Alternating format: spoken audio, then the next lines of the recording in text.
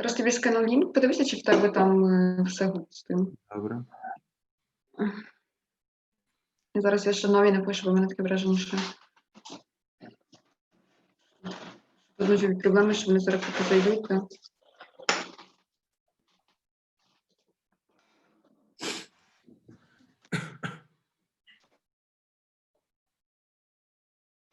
Все, я тобі скидаю лінку. Якщо в тебе запускається, то потім зі слайдом, я тобі зараз ще скину, я тобі слайд скидаю. У мене є посилання, тут Ага, є. так, все супер тоді. Ага, це на YouTube. Відкриш, подивись, чи в тебе чи в тебе видно. Я зараз тоді ще на пошту напишу.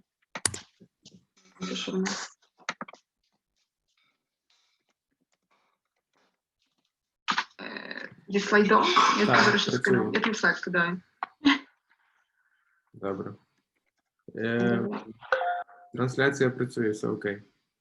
Окей, супер. Тоді ще раз пишу лектору.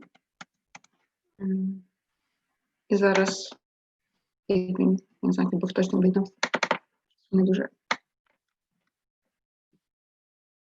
Тут я переживаю, що можуть бути проблеми з підтримкою.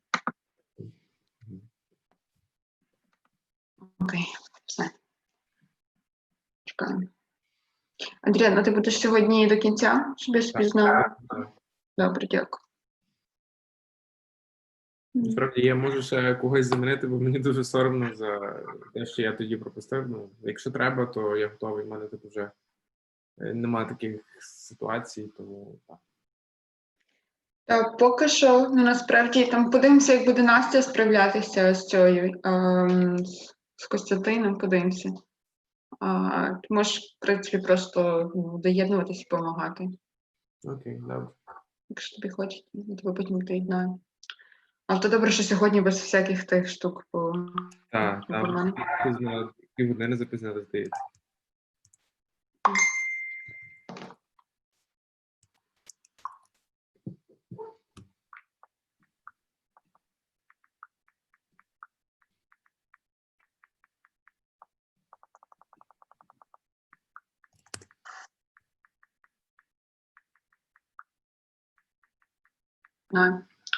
Але то добре, що сьогодні... Тебе перебувають, я не почув. Зараз, нічого. Зараз я просто...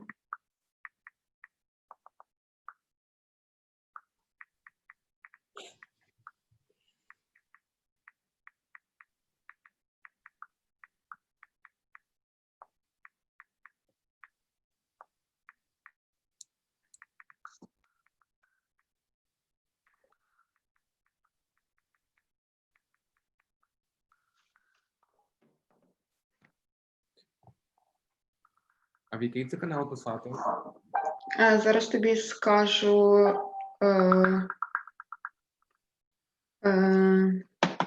який канал? Зараз я трохи розсередив. Зараз тобі скажу.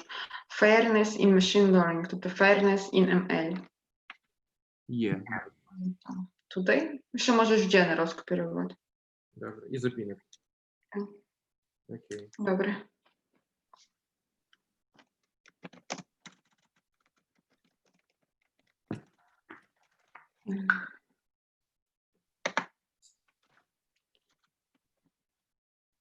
Андріан, можеш написати в той Slack в канал, що в нас маленькі затримки? Fairness каналі? Так. Бо просто ніхто з викладачів не відписує. Ой. І ми зараз тут залучимо. Прошу. Чи невідомо? Але тегни там, типу, як собачка channel, щоб всі почули. Окей. Добре.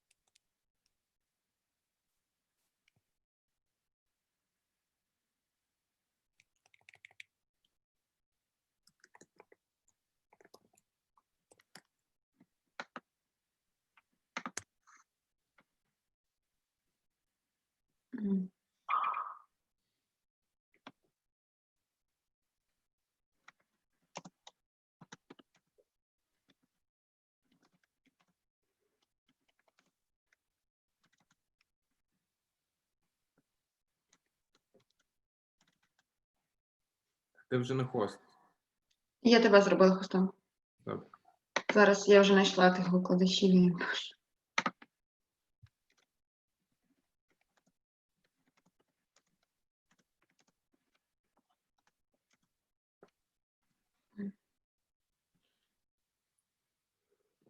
Окей.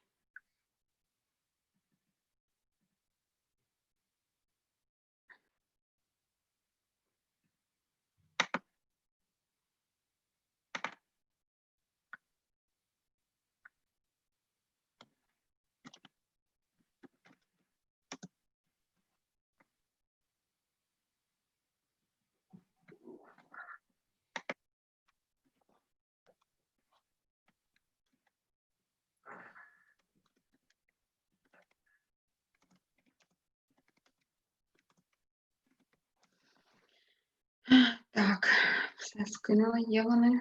Вони в Slack є і світяться. Не відписують мені.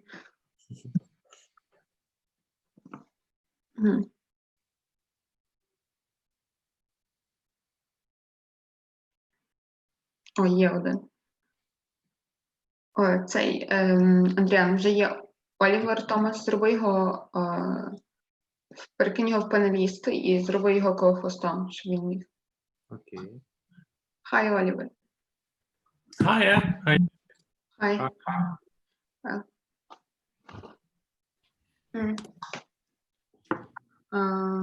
I don't know. Something wrong with my web camera, I will turn off.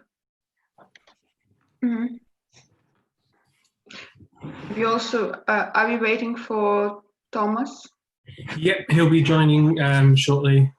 He's, I already sent him invitation. yeah, in fact, he's the one who sent me the invitation. So Okay. Will Novi? I don't think so. Okay. So just okay.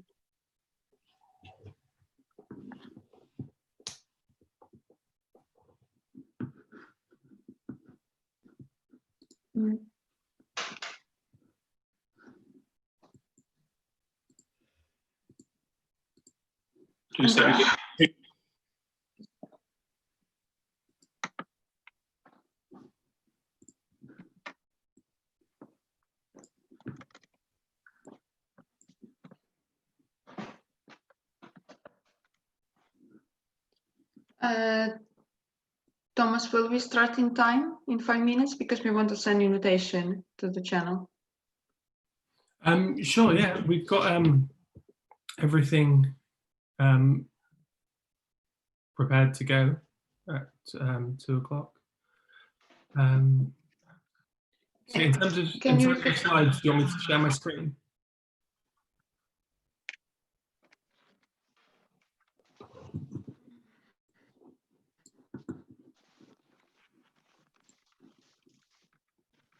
Thomas, can you repeat? Will we start in time because my connection was broken.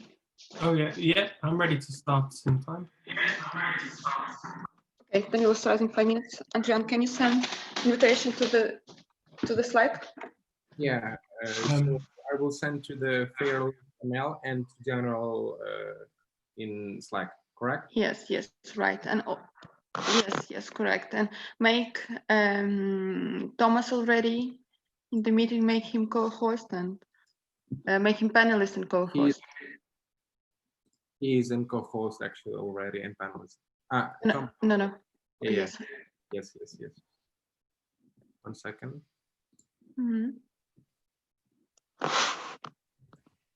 Hi, Thomas. Hi. Okay, Adrian. Yes, we can send invitation. Sure.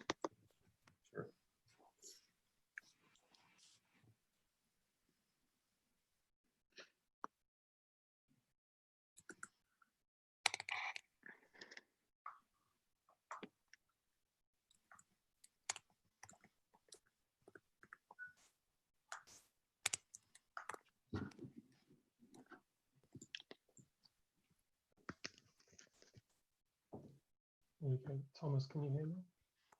Yes. Fantastic.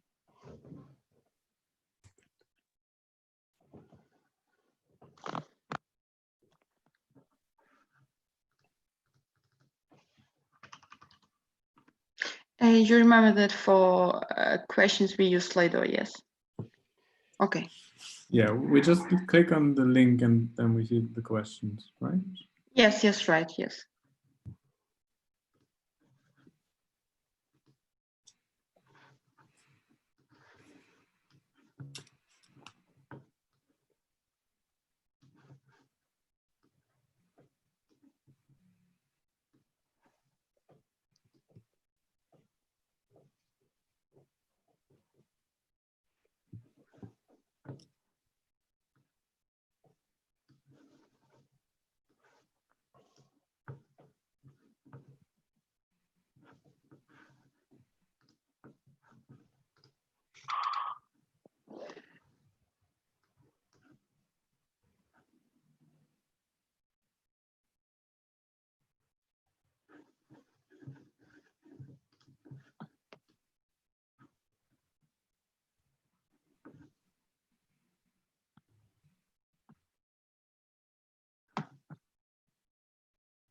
Invitation sent already to the channel.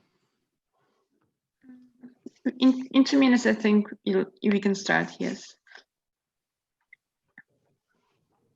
How do these normally work? Are we expecting many people attending in Zoom, or will everyone be attending via YouTube? Everyone will attend YouTube. Okay.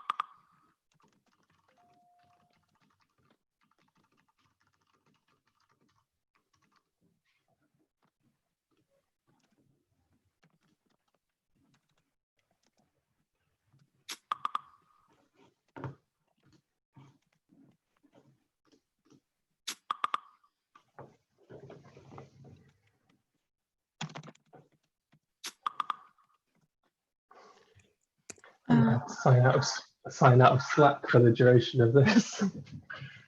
Okay, I think we can start. Okay, it can. I'm assuming everyone can see my screen. Yes, I see your screen. Fantastic. Well, hello and welcome to our talk on fairness in machine learning. I'm going to be sharing slides as I go. However, if you want to take a look at the slides yourself or peek ahead or go back over any of the slides, they're fully available at this URL, predictiveanalyticslab.com/presentations.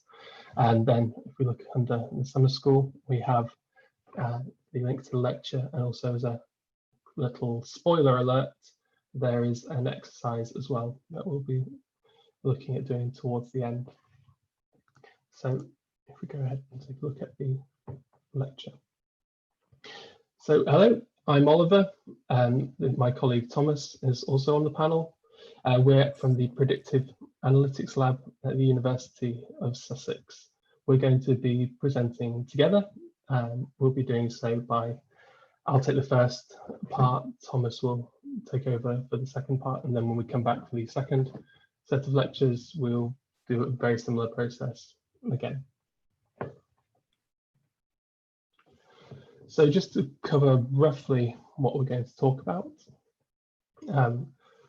these lectures are in two parts. The first one, we're going to have a brief introduction to who we are and also some of the notation that we're going to be using, just a quick summary. Then we're going to talk about fairness and why hopefully you should all care about it. And then we'll talk about some of the definitions of what is fairness, followed by some approaches on how to enforce it. In the second part, so later on this afternoon, we'll be talking about transparency. That's something that we've been working very recently on. We'll also be talking about causality and counterfactual fairness, which I understand a lot of the lectures in this summer school have spoken about causality, so hopefully that should be a good one for everyone involved. And then lastly, we're going to speak about one of the toolboxes that we've been using and working on called FKML. There'll be a link, there's a link to this in the exercises at the end. So we put that at the end, so if we rattle through the slides really quickly, there'll be more time for that.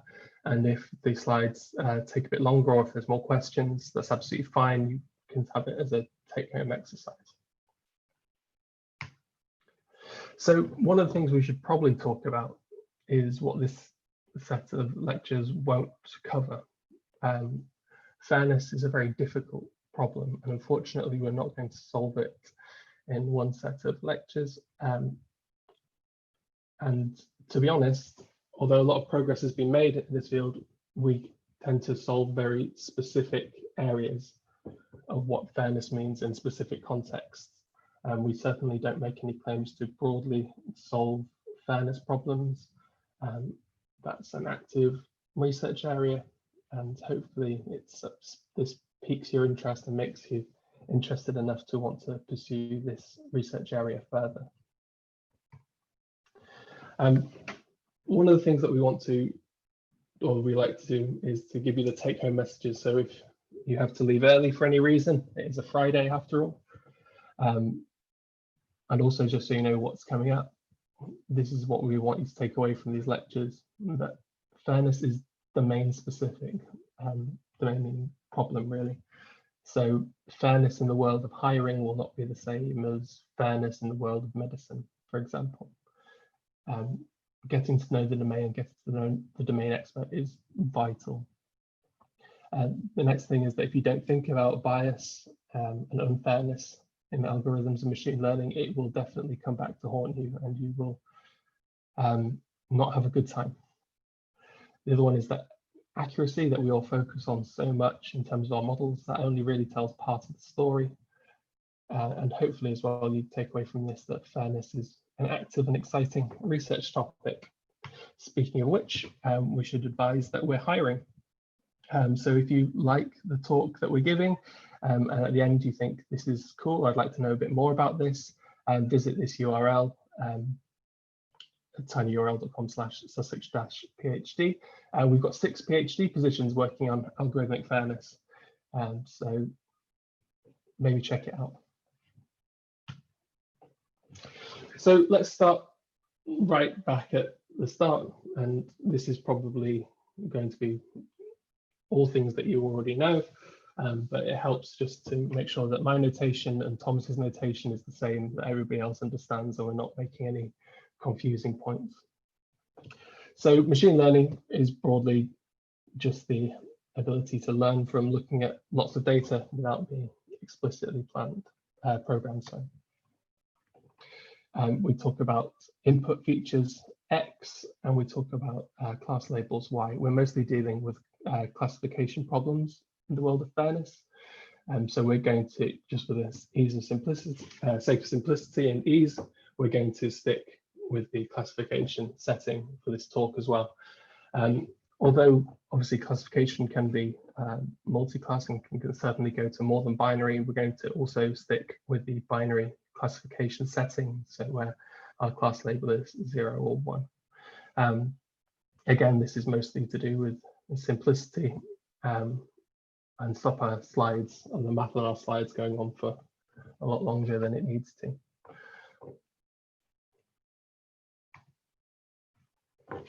So in terms of our classification, we're looking to train a function f, and we'll use that notation throughout that maps some x to our y, our observed label, and we also have our prediction of that as well, that being the output of the function. F can be implemented as either anything really, a neural network, an SVM, a decision tree. You could even have it as a coin toss, although I wouldn't expect your accuracy to be very good in that case.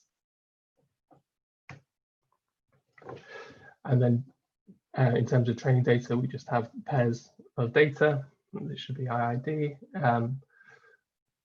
As we expand on this talk, we'll introduce a third variable to this, which is S.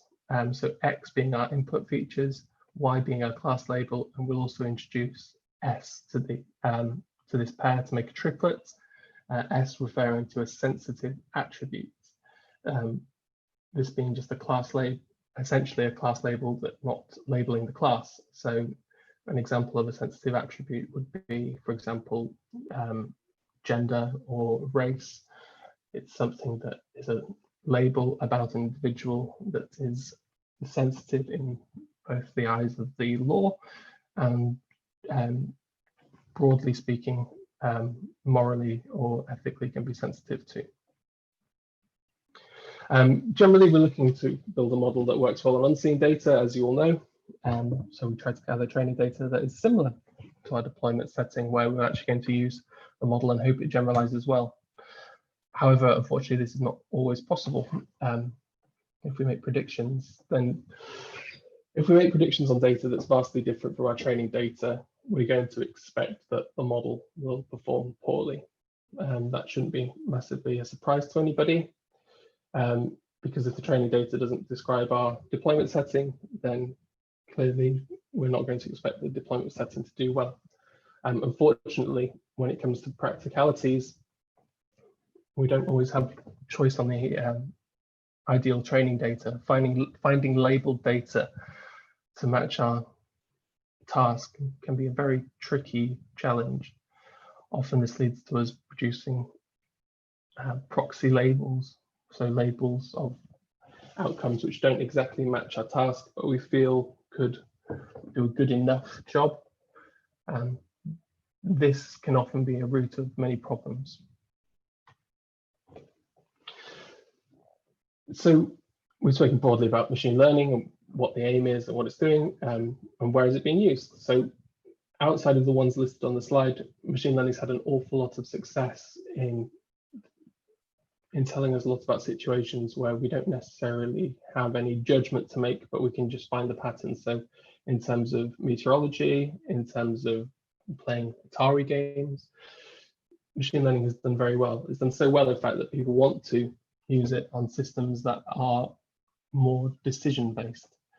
And ones that are more decision-based usually involve a human. So decisions around hiring, bail, credit approval, and insurance premiums all have a direct consequence to us humans. And that's really where the crux of the problem really starts to be noticed. So clearly there are problems with this, else we wouldn't be giving this talk. You may have seen headlines recently.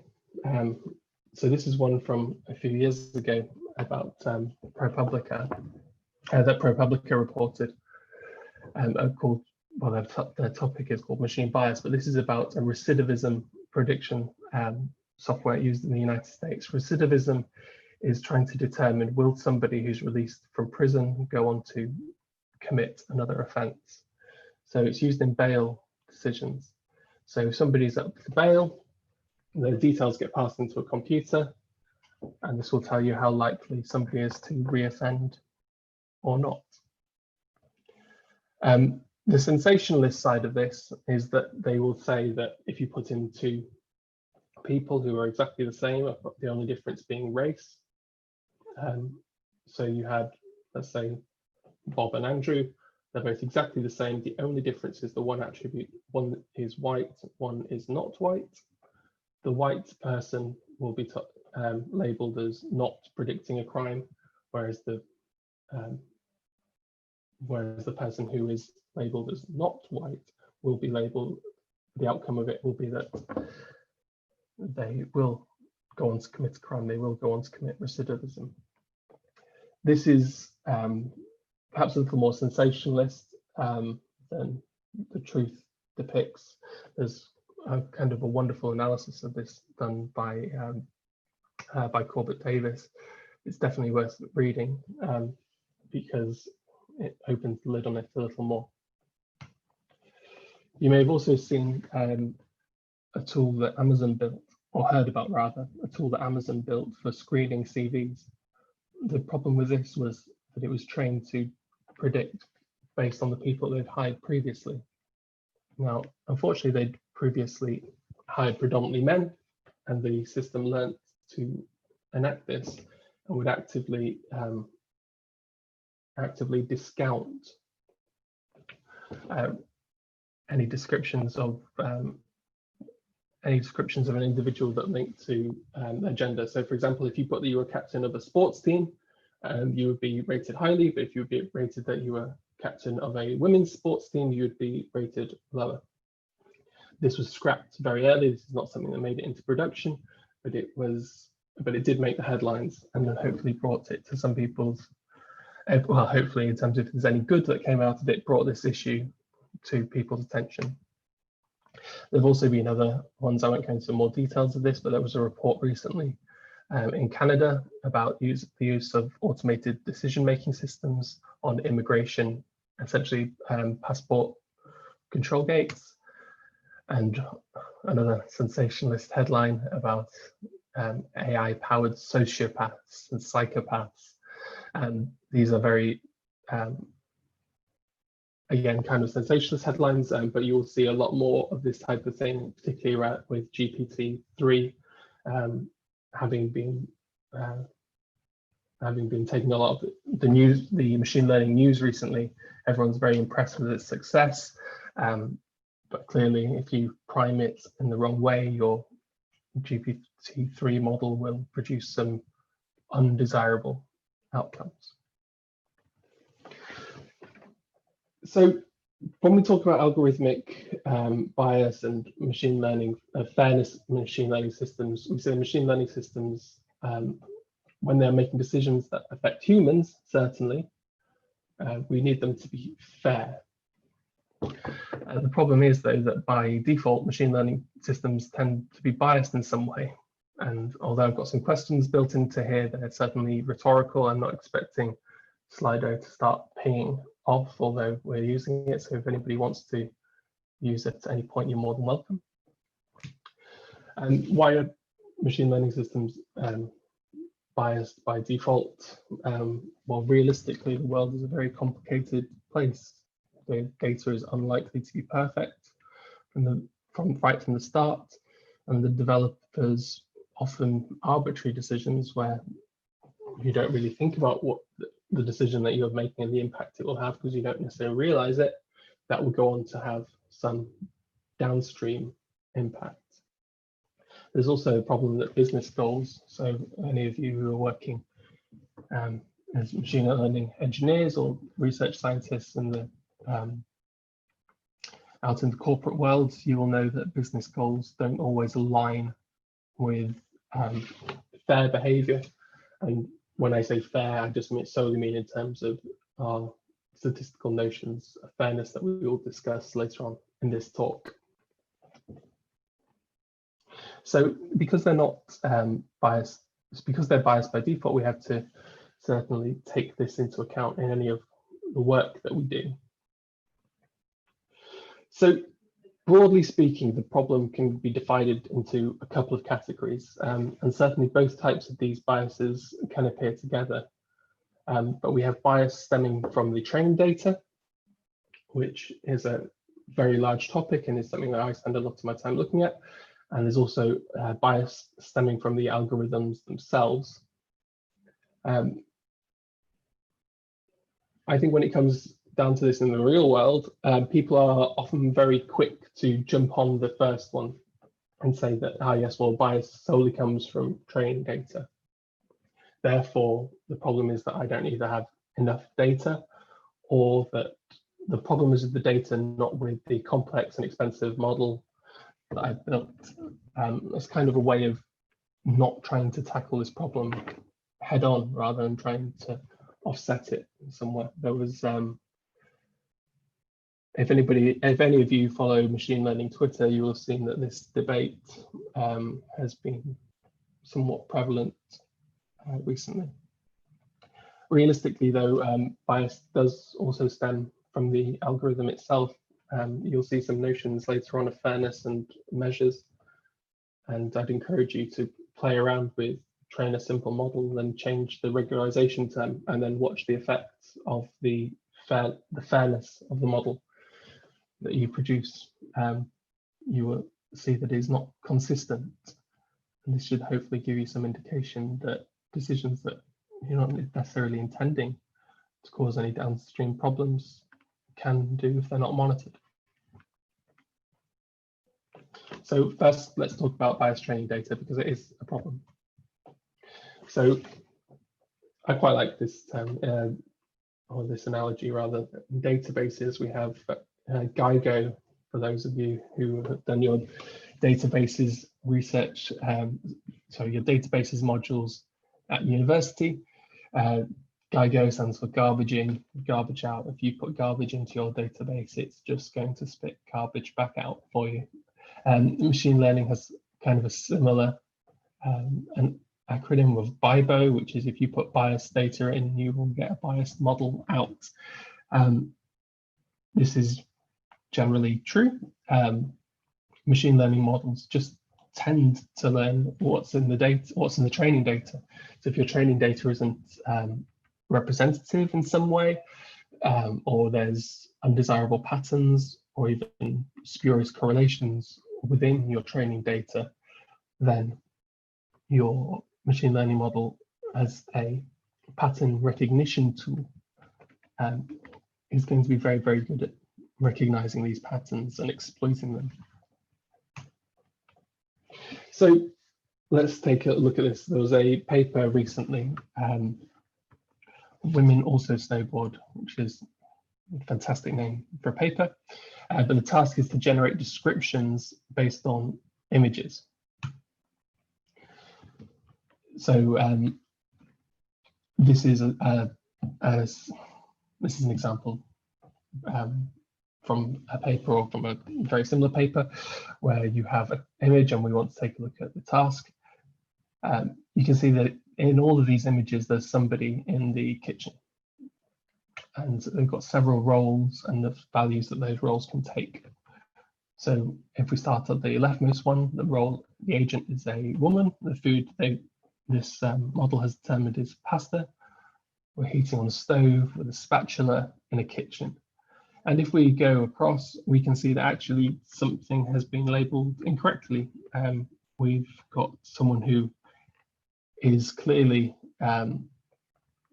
clearly has pattern baldness, male pattern baldness, and would probably identify as male, be labeled as a woman.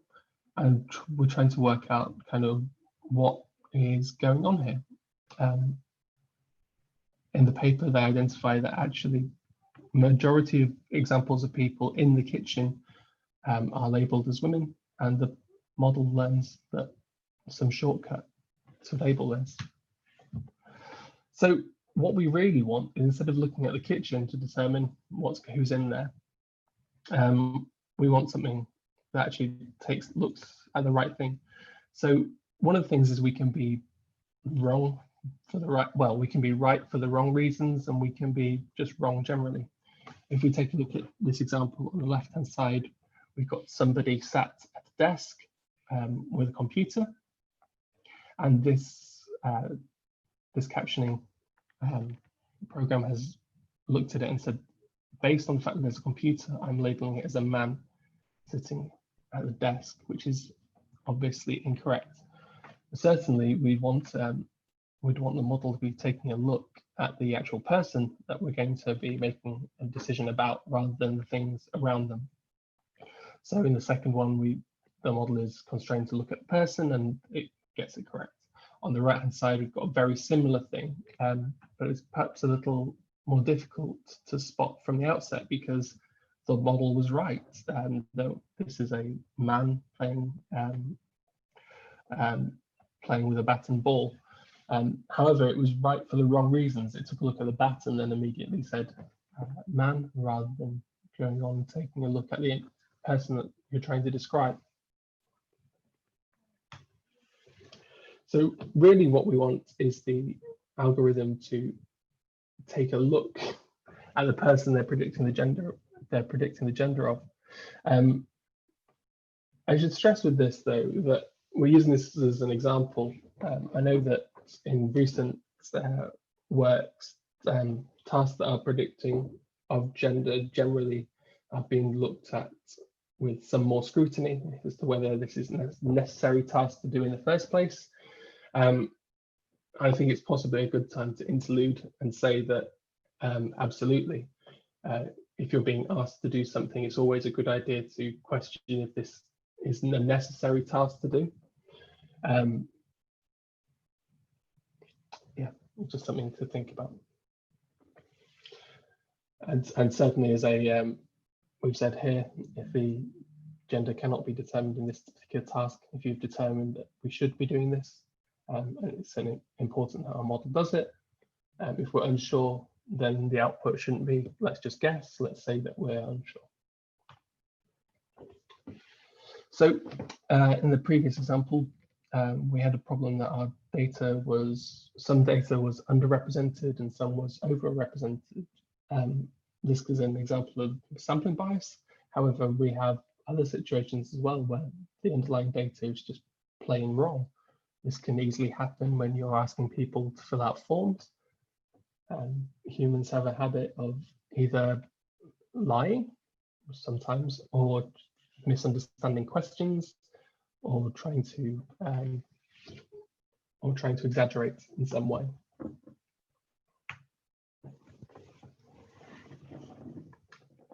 So what we want to do is make sure that we enforce some sort of fair outcome. So one thing we could do is to say, right, treat all groups the same. A group being, for example, male and female being two groups, or it could be race categories or religions. But let's just call these groups. And what we want to do is treat all groups in the same way. So how do we define a fair outcome? Well, this is the source of many a research paper, but let's start with the very simplest definition and go from there. So in our simplest definition, let's assume that we've got some task of trying to work out should somebody be hired or not hired. So class label 1 or 0. And let's just for the sake of argument have two races, a blue race and a green race, which populate our sensitive label S. So S0 corresponding to the blue race and S equals 1 corresponding to the green. In our training set, 20% of blue applicants were hired, 80% of green applicants were hired. Was this a fair outcome? Well, it's hard to say. So in terms of statistical parity, this is our first notion of fairness and also, incidentally, the simplest. Statistical parity says that regardless of the sensitive attribute, the probability of a positive outcome should be the same. So, yeah, meaning the probability to get a positive prediction is the same for each group. So whether you belong to, in the previous slide, the blue race or the green race, the probability of a positive outcome should be the same for either, regardless of the fact that in the training set we've got such a disparity.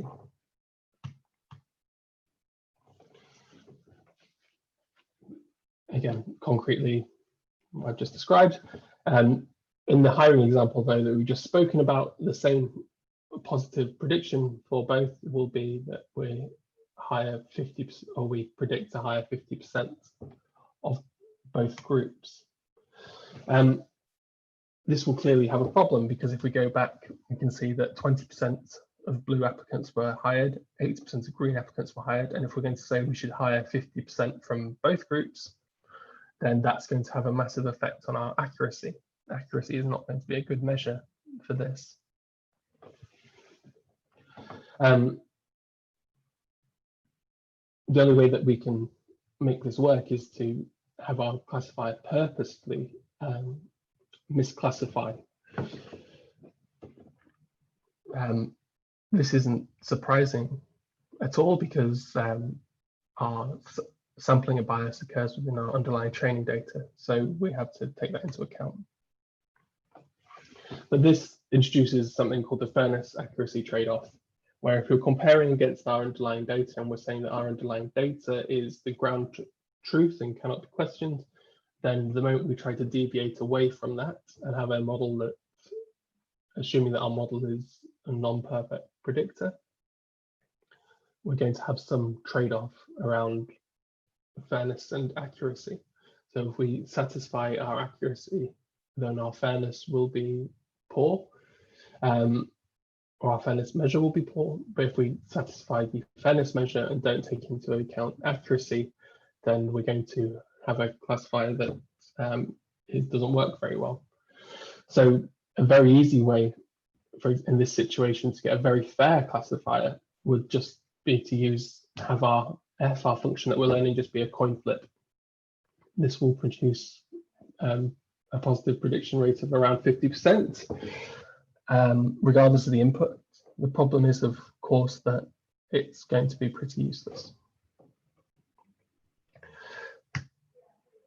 So there are situations, so you might say, well, okay, maybe statistical parity isn't the right thing to use, full stop. I'd say don't necessarily write it off. It is a valid notion of fairness, and there are some situations where this is absolutely the right measure of fairness to use. It is simple. It does obviously have some trade-off with accuracy, however, and there are some more sophisticated criteria possible. We're going to go into one now, and Thomas, I think, will come in and talk later about causal graphs, and you might be able to draw your own conclusions in there about some more sophisticated criteria. However, absolute statistical parity is a completely valid notion of fairness, and is one that is good to measure. So that's some bias introduced by that can be a measure of data bias introduced by the data. And there can also be bias introduced by the machine learning algorithm itself. So again, consider the setup that we had previously. The only difference this time is we're going to explicitly say that the composition of the data set is 50% blue, 50% green, but 20% of the blue have a positive outcome, and 80% of the green have a positive outcome, which is as before. We're also adding we're adding some features here. So our input features are some SAT score, and also the race is going to be registered as a input feature. So our inputs are going to be SAT score and the race. We're going to have some model, and then we're going to have a prediction. Now, the data set is heavily skewed, but let's just kind of ignore that for now, and some of the problems that can introduce in itself, and we'll just talk about it in terms of just the algorithm. So a really effective way in this model to get good accuracy with good values, for example, if you've got weight decay on a network, and you want to penalize your model for being complex, so a well-regularized model, you could learn a very, very simple rule, which is ignore the SAT score and don't take that into account whatsoever, and instead just have a race predictor. You're given the race anyway, you just return the that feature as the output. So your model will learn that this is a very easy pattern to find, and it will also learn that if it does this, it will get reasonably good accuracy. So you'll get 80% accuracy for the blues, you'll get 80% accuracy for the greens, 80% accuracy overall. And it's very much simpler than learning the complex relationship between SAT score and whether somebody should be hired or not. So the data set was already skewed, but then the algorithm has jumped on this and made it worse. It's found a pattern that maybe wasn't intended at all. It's just exploited the pattern that was there. Someone once described to me that machine learning models are a bit like water in terms of they find the shortest path from one place to another. And here our model has done something similar. It's learned that, if I just return this input feature, I will do relatively well. This might seem a bit made up and a bit of an extreme case, but versions of this absolutely do happen. And what's more is they create a feedback loop. So if you had this system in place for a number of years, all that would happen is as the new data comes in, it would just completely reinforce everything and all the assumptions that the model has previously made. When I mentioned at the start that if you don't take into account fairness and bias in your machine learning models, they will come back to haunt you. This is certainly one of the examples of this feedback loop that you can accidentally create. So how can we measure this in some way? So we don't want the algorithm to be lazy about a subgroup. We want it to make equally good predictions across all of our groups. So this is a notion of fairness called equality of opportunity that forces this. This is very similar to statistical parity, apart from cleverly, we also condition on the actual recorded output as well. So the probability of predicting a positive outcome, given that the true label, the reported true label is positive, it should be the same for groups, for all groups, which in practice means that we try to balance the true positive rate across subgroups. There is a slightly more complex version of this called equalized odds, where you don't only balance the true positive rate, but also balance the true negative rate across groups as well, which is also a completely valid notion of fairness, but is somewhat less used than the equality of opportunity. So both equality of opportunity and equalized odds make the assumption that the trained data is correct.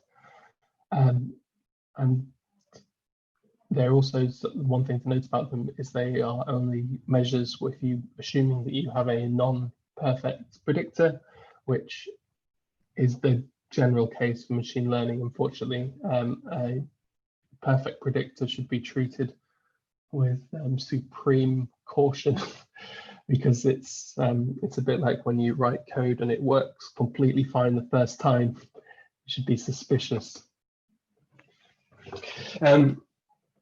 So unfortunately, a random classifier also does well. Again, we've got this problem of the fairness accuracy trade-off.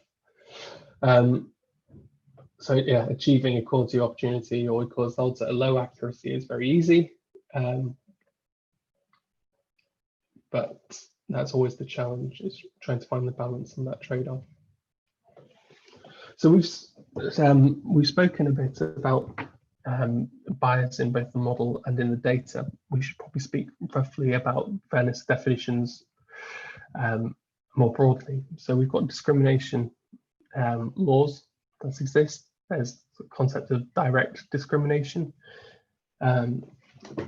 Generally, this is realized in terms of intent. So when we talk about it in terms of machine learning, one of the things we try to make sure that we do is not make decisions where the sensitive attribute is an input to the model, so we're not actively taking it into account. And then indirect discrimination is respect to consequences, and that has a broader tie to the definitions that we've just spoken about previously.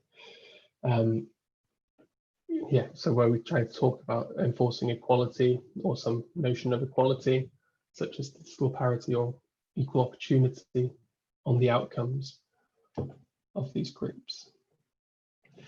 So these are some statistics-based notions of fairness. We've spoken before about statistical parity and equalized odds and equal opportunity, but there's also calibration by group is another measure. I just wanted to dig into these slightly more. The reason is that these are, if you're going to take one thing away, it's that if you're from this talk, is that if you're going to be making any decisions or you're building a system that's making decisions with regard to people, you should definitely be measuring, your system based on these concepts. Not all of them might be applicable to your current setup or to the domain that you're deploying in, but you definitely want to make sure that you've at least considered them. So let's talk about them a bit more. So going back to statistical parity, this is labeled as an independence-based notion of fairness. And we're going to talk about this as independence-based. There's another one coming up called separation-based and sufficiency-based. These definitions come from the FAIR ML book, which is written by 3 wonderful authors, and it's fully available online. I really do recommend checking it out. It's, if you search for FAIR ML book, it's a wonderful resource, and we try to make sure that we use the same language as from that book, because it provides good consistency throughout. So yeah, statistical parity being independence-based notion of fairness is classified as independence because we want our sensitive label to be independent of the predicted class label Y. So that's the Y with the hat on. Again, in terms of math, we can see that our probability of positive outcome should be the same for our 2 sensitive groups, and this can extend to multiple sensitive groups. In terms of optimization, this is kind of a challenge actually, because when you get to multiple groups, in enforcing equality over so many is a combinatorial problem, and it's something that there's a lot of research going on in terms of taking into account more than a binary sensitive attribute. One of the problems we've got as a field of fairness in machine learning is that we don't have fantastic measures for a non-binary setting. Something that I know my colleague Thomas has been thinking about a lot.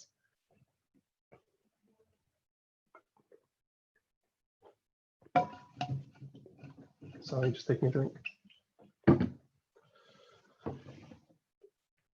Next up, we have equalized odds, which we've spoken about already, and equal opportunity. These are both separation-based notions of fairness. The term separation, because if you drew them as a graphical model, you would see that S and your prediction of Y would be separated by the true label. Again, this is very similar to statistical parity, but we're just conditioning on the true label as well. We're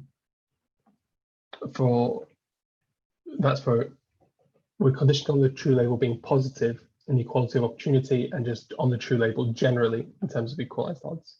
It's kind of a subtle difference, but that's the difference between the two. And lastly, we have calibration by group. This is a they call it sufficiency-based notion of fairness.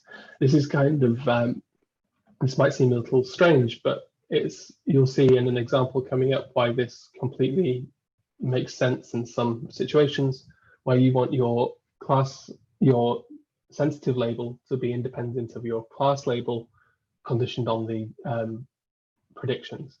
So in terms of what this really means, if we take a look here, it means that your prediction between the prediction and the report and the outcome, this shouldn't be affected by the sensitive attributes at all. There's a university example coming up in a couple of slides' time. You'll see this and you'll go, well, of course, that makes complete sense in that situation. So which fairness criteria to choose? We've just listed out a few. Why don't we just have all of them, right? If we're fair with regards to them, with regards to all of them, then we're fair overall, right? Well, unfortunately not. If we have this independence-based notion of fairness, such as statistical parity, and separation-based notions of fairness, such as equality of opportunity, then for them to both hold at the same time, then the only situation, well, in the binary case anyway, binary classification case anyway, the only way that this can hold at the same time is if our sensitive label is just independent of our true class label, so meaning that our data is pretty fair already, or that our prediction has absolutely no bearing on the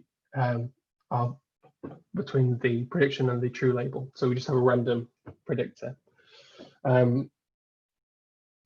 Similarly, sufficiency can hold with, can't hold with either of these at the same time as well. So you really have to kind of choose, and that can be a difficult thing to do because, as we've said in different contexts, one version of fairness might just be completely the wrong thing to do. And I kind of want to illustrate it with this university example where, well, let's run through the example and we'll talk about it a bit more.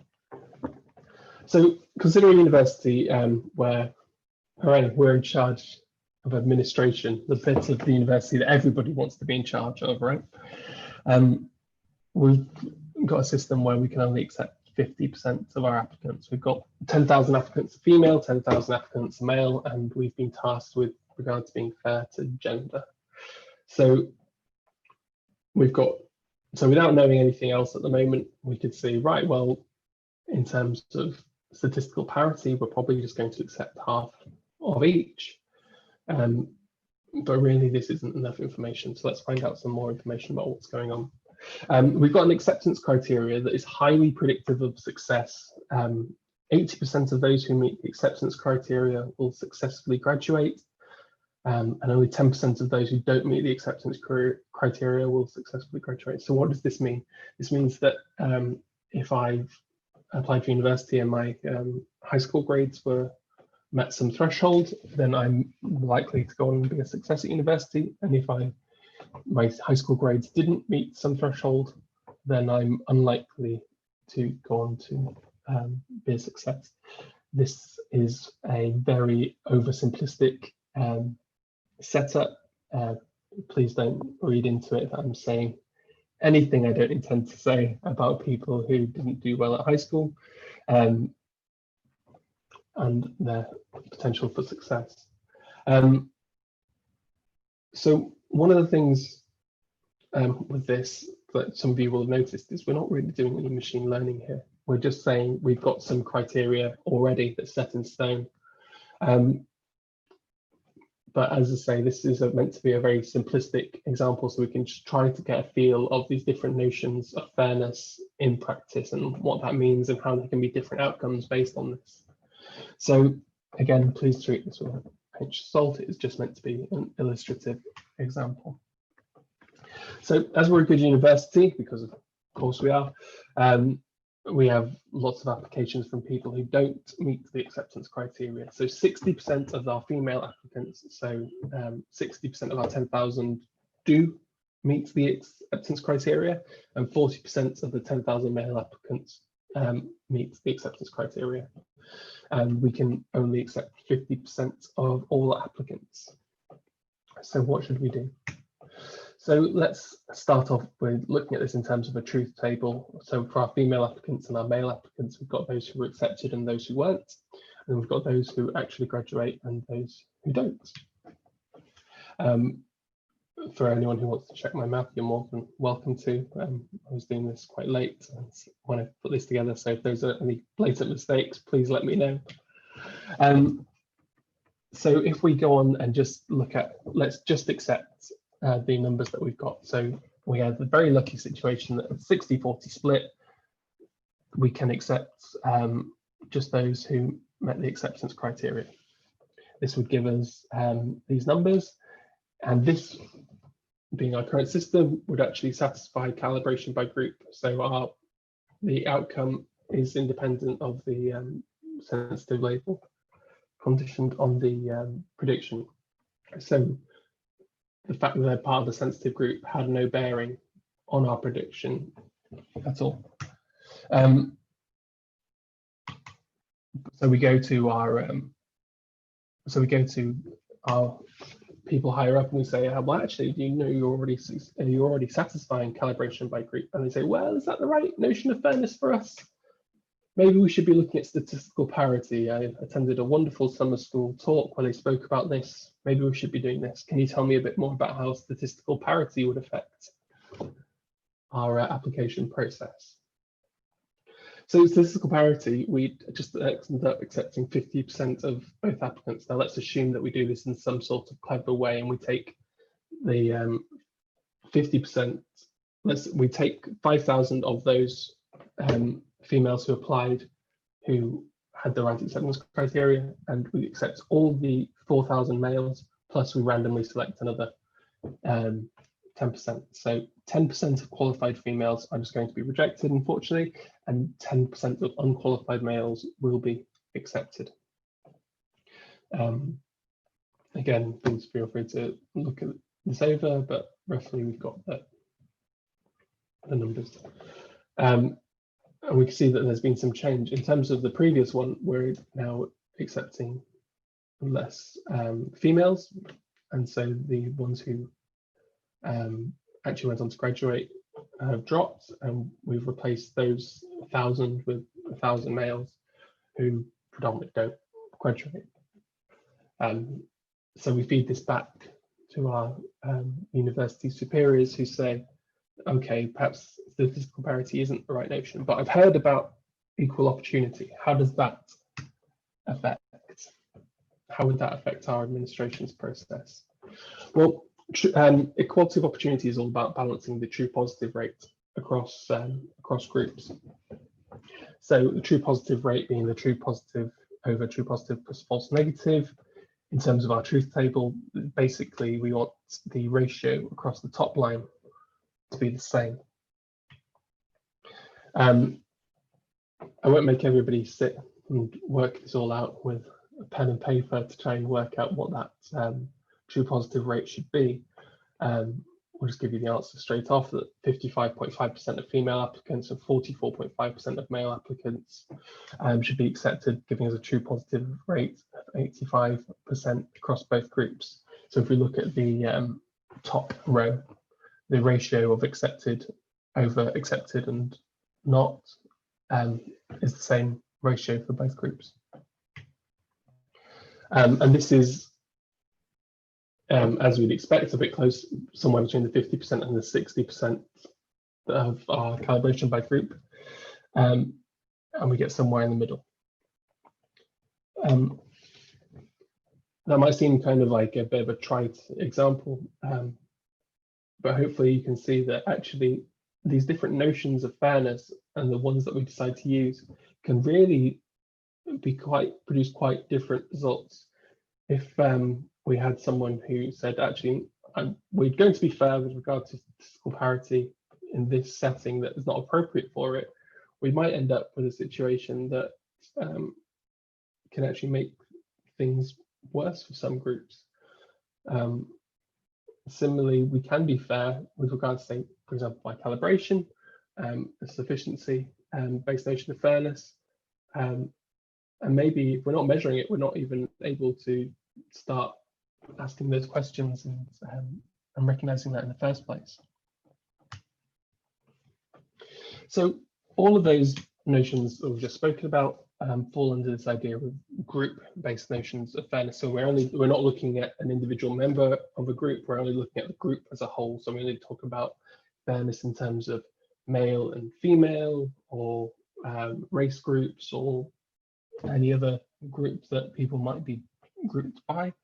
However, that's not the only notion of fairness. There is a sort of vastly different approach, which is kind of simple at its heart, but as with all things simple, it gets more complicated, and that's this idea of individual fairness. So let's not take a look at the groups as a whole, but let's look at individual members of these groups. Individual fairness simply says that similar individuals should be treated similarly, but this is tricky. What is similar, and in terms of similar individuals, and what is similarly in terms of how they're treated? So you could say, let's base our definition of similarity on some sort of distance metric. This could be Euclidean distance or not, but determining that notion of distance and similarity is very tricky. If anyone has ever worked with distance-based measures before, they'll know immediately that that's a can of worms straight away. And certainly you shouldn't try to make any steps down that progress without talking to someone who knows the domain you're looking at operating in. So another option might be like kind of pre-processing in some way, and maybe clustering almost in terms of the k nearest neighbors. This is heading towards an approach that my colleague Thomas, who's on the panel as well, has worked on recently. He might speak about this in greater detail later. I'm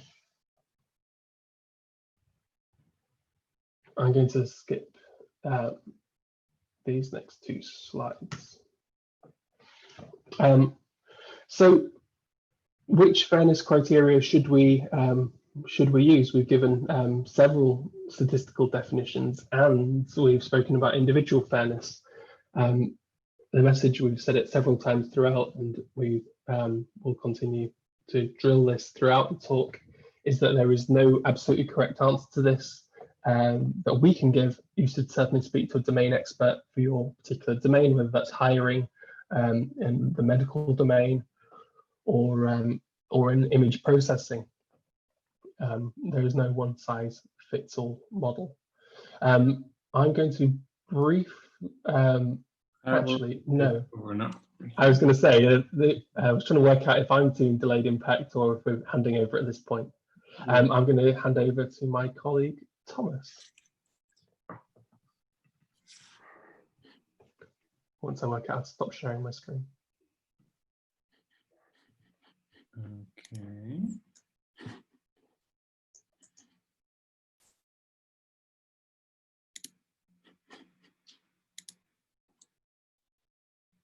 Okay. Can you see my screen, Oliver? Yep, yes, I can. Great. Okay. I guess I'll go back quickly to skip this slide, right? So, so the idea is to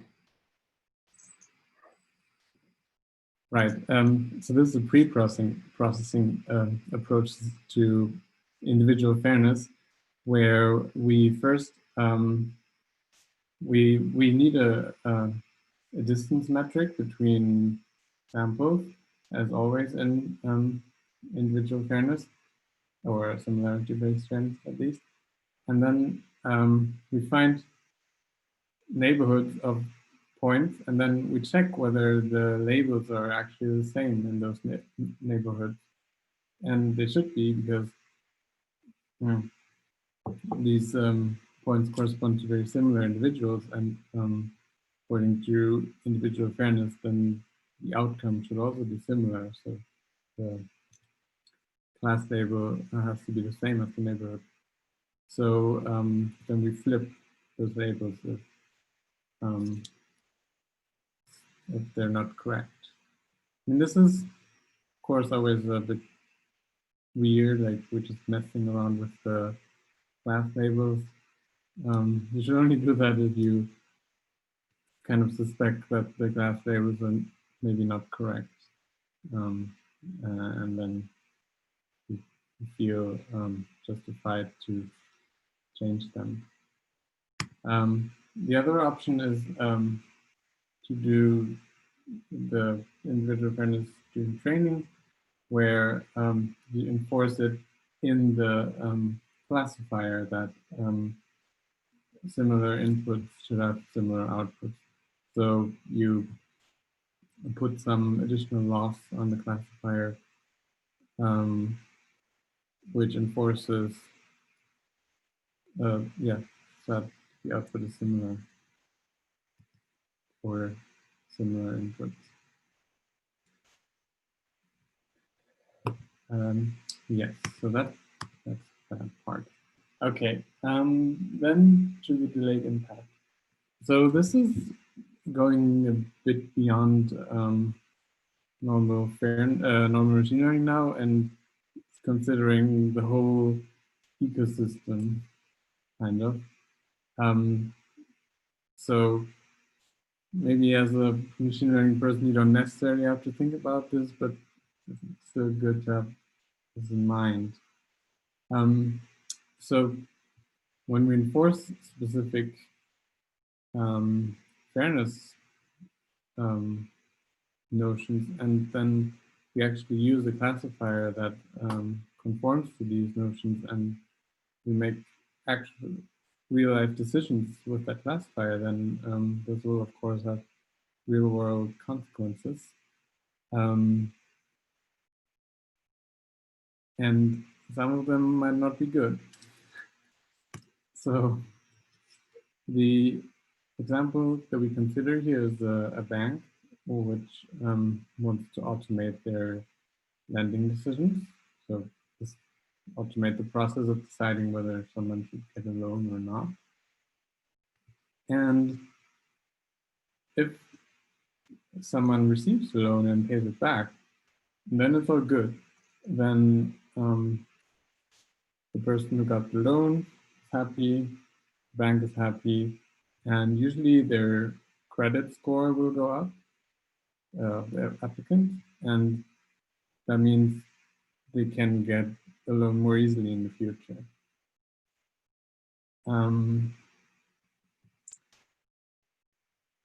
Yes, that's the good.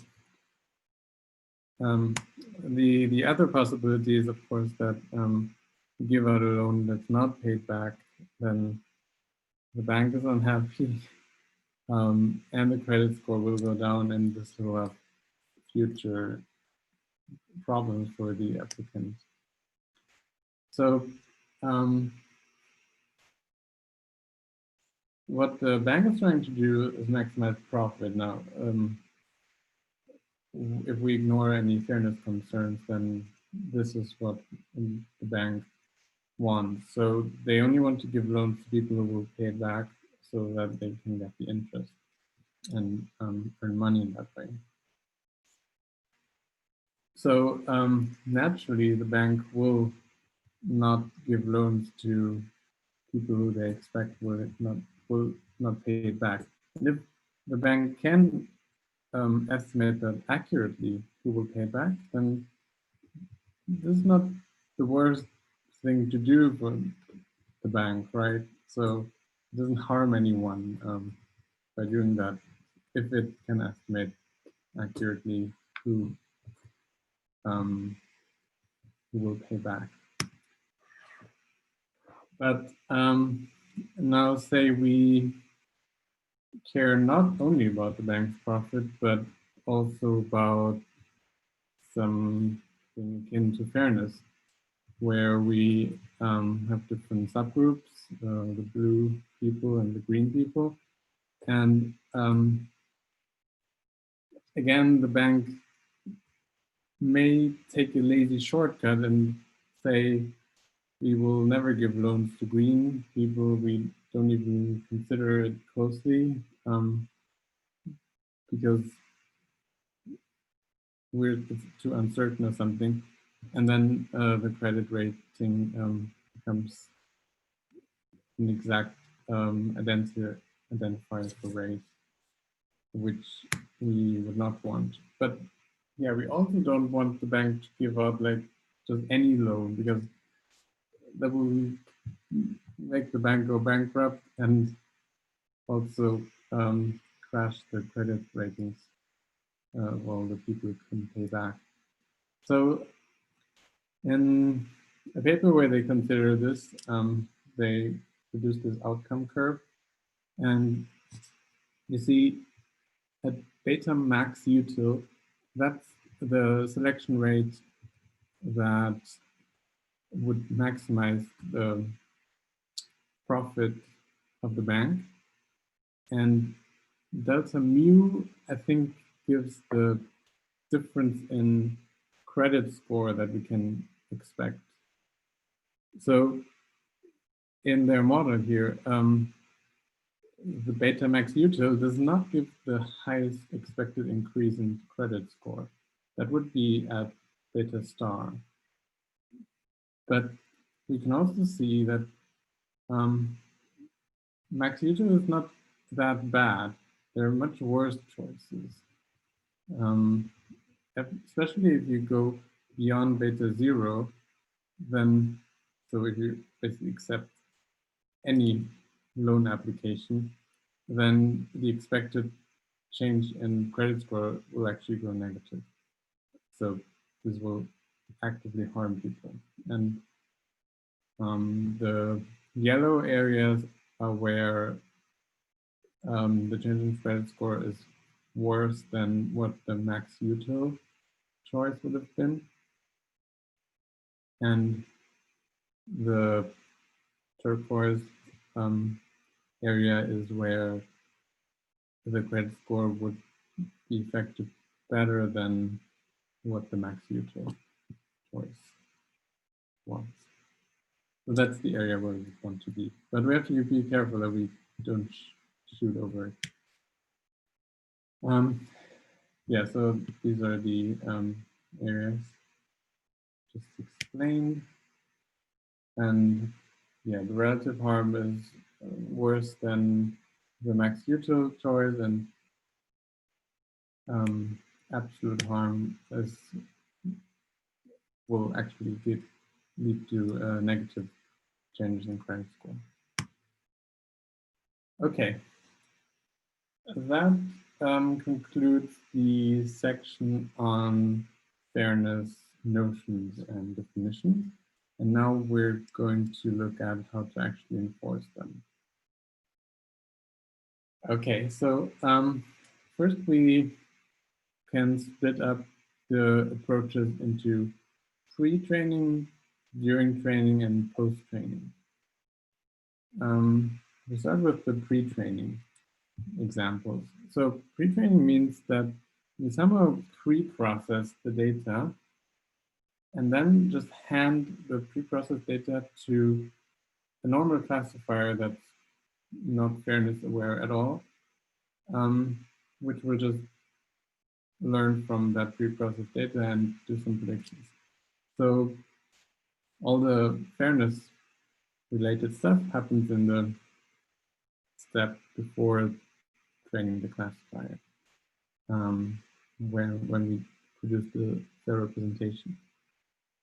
So the fair representation consequently needs to be like every trace of correlations between S and Y need to be removed. So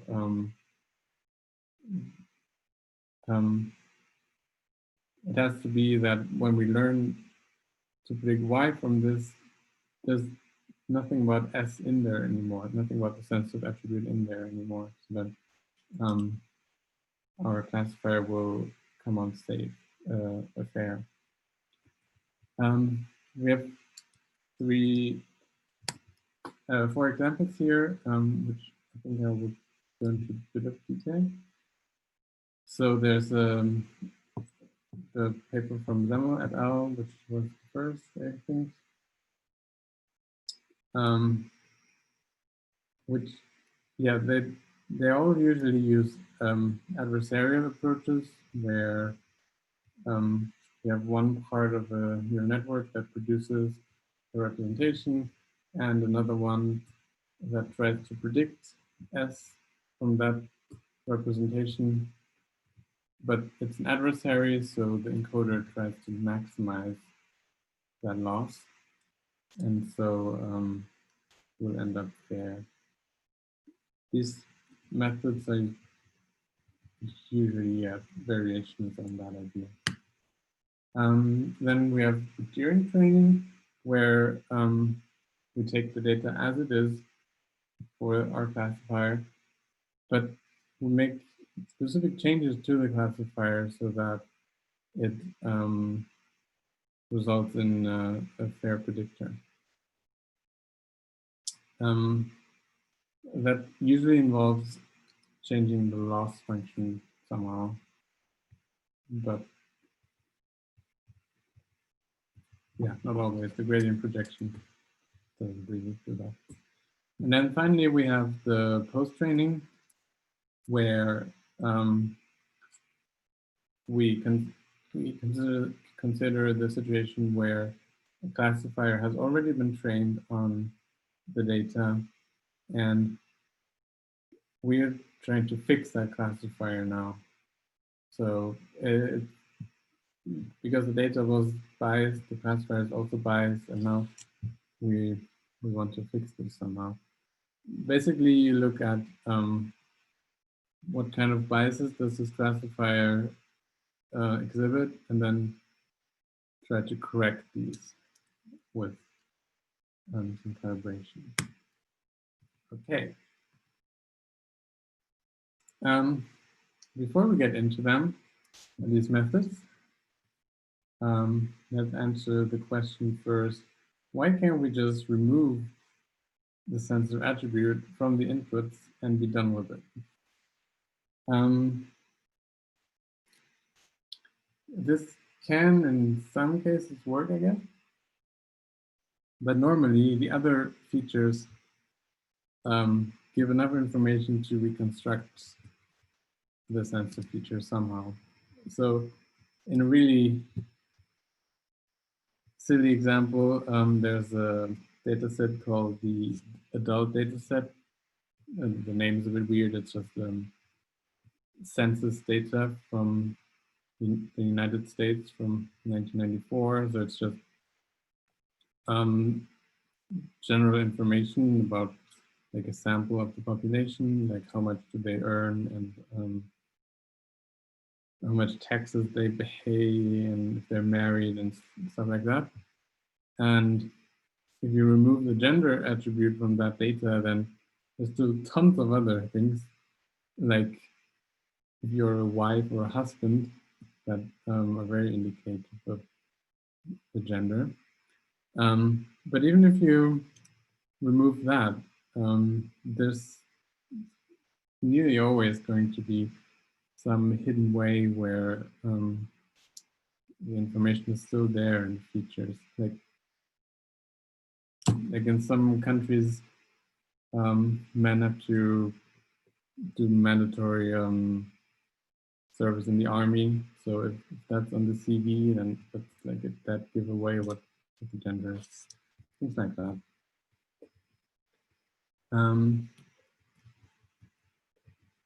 Yes, so that's here the justification behind this. Okay, and then we'll talk about the first actual approach to solve this. So this is from a paper by Cameron and Calders. It's from 2008, I think, so or 2010, something like that. So they were pretty early there.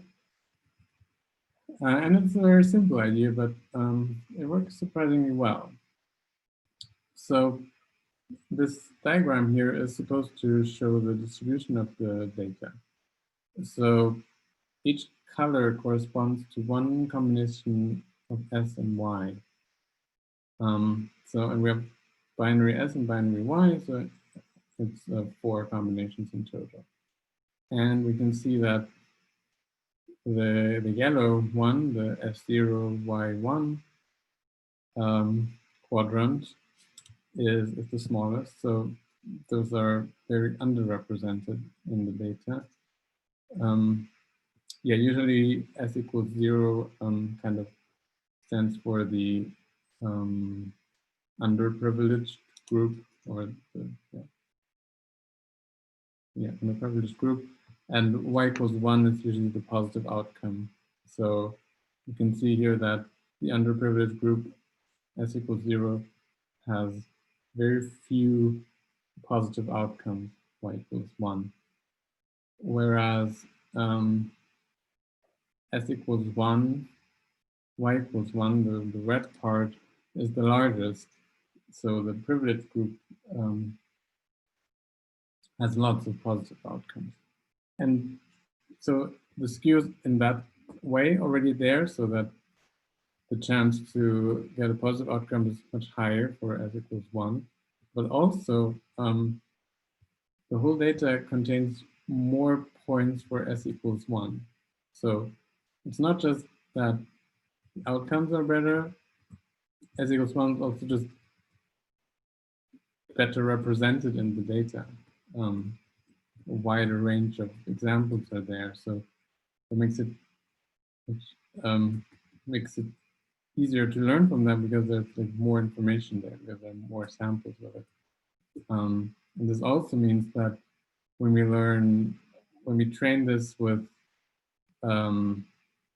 expected loss minimizations, which you would normally do, like you take the expected loss over some batch or something, then the model will prioritize the samples with S equals 1 because there's just more of them. So to get the expected loss down, you should concentrate on the biggest group. So two problems with this data set here. And to fix all of them, we can just try to make all the quadrants the same size. There are several ways you can do this. One is, of course, you just remove all the data from the bigger quadrant until they're all the same size. Or you try to super sample. Is that the right word? No. Upsample. Okay, I don't know the right word, but oversample. That's right. You oversample the smaller quadrants so that they get bigger. So you just basically duplicate samples from the smaller quadrants so that they get bigger.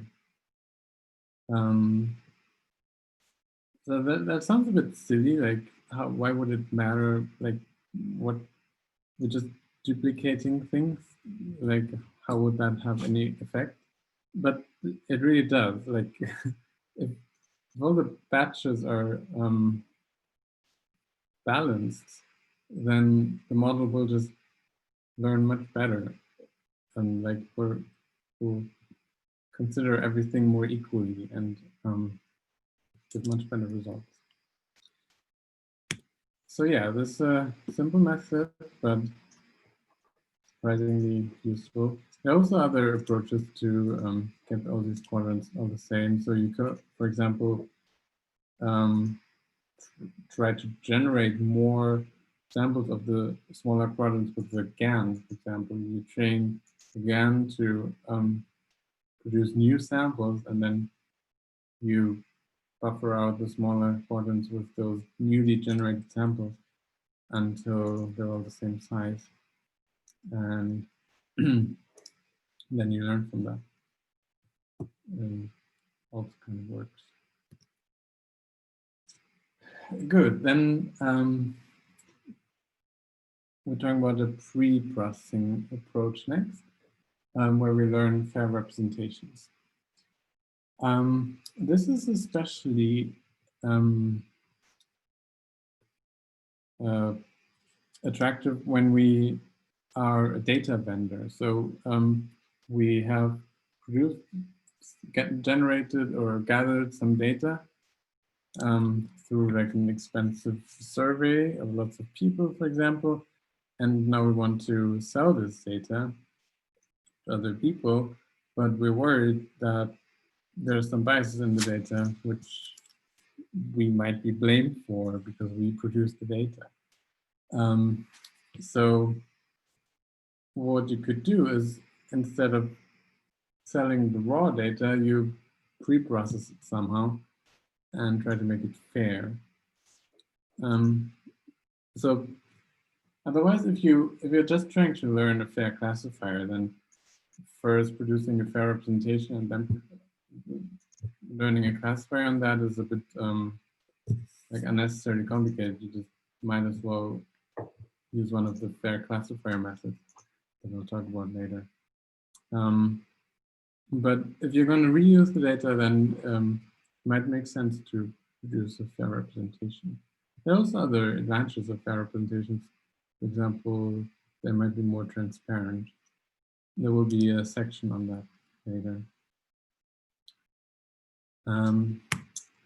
Great. So one classic method that I mentioned briefly already is the one where you have an adversary. So I have a mouse. So we start out. Okay, anyway, we started with the inputs somehow, and we process them through several layers, like it's an autoencoder usually. So here, this way we encode, and then we can also decode it. And there's usually also some reconstruction loss. So when we encode, so we go up here from the input through the layers to the last layer here. And then this layer gives us our representation. And then we use the decoder to go back to the input space. And if we just do this round trip, then the input should not have changed at all. So there's an autoencoder which trained with some reconstruction loss. So the reconstruction should be the same as the input. And then we add this predictor here, which predicts S from this representation. And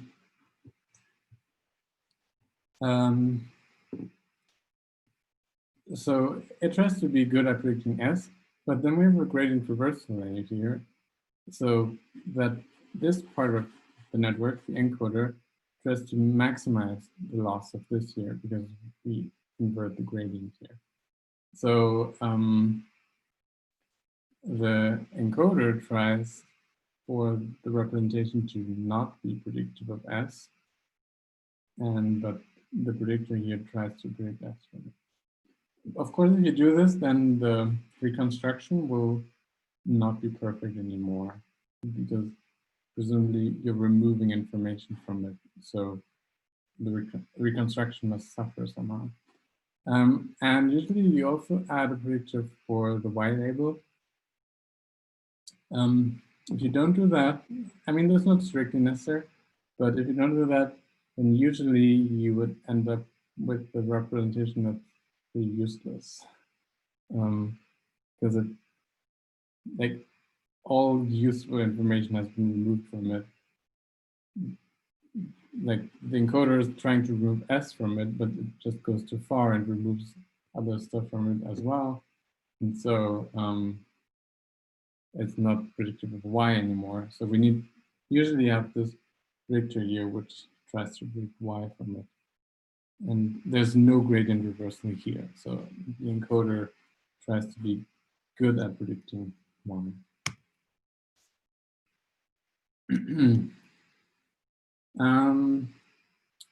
Yeah, some shortcomings of this is that the representation is just like, it's just a vector of some random real numbers. Like, it's not interpretable at all. So it's very hard to see how the S information was removed. So there have been papers who try to solve that by well, we will see in the section on transparency, this will be discussed. But there are ways to solve this in part. And then the other thing that can happen is that when you have the fair representation, then someone else tries to run a fair classifier on that, like a classifier which enforces fairness during training. So now we have two parts that try to enforce fairness, the pre-training part and the during training part. This has been referred to as a fair pipeline. Interestingly, they don't seem to work. Like something goes broken there. Although maybe this has changed. I mean, this information is maybe from last year or so. So maybe it works now, but I don't think so. It's an interesting issue, though. Okay, the variation of fair autoencoder is an extension of the previous idea, where we don't use a normal autoencoder, but a variational autoencoder. And I think there are some other changes as well in this. So this is the generative model of the situation that we want to treat. So we consider that there's some Z2, which is perfectly fair, essentially, but also doesn't have any information about Y. So this is just noise, to be honest. Or it's just the randomness in your input that's not related to Y or S. Then these two together in our model generate Z1, which has information about Y. So this should be predictive of Y, but still not predictive of S. And then we mix that together with the information of S and get the inputs.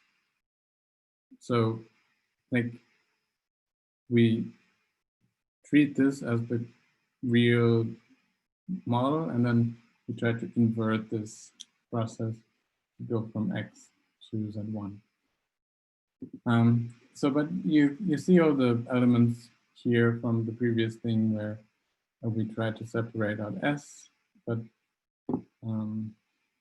we still want to be predictive of Y. So we're interested in this one and not this one.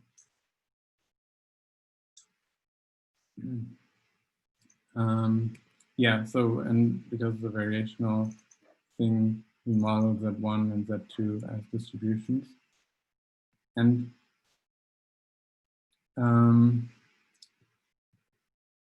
what you can also see here is, well, let's see.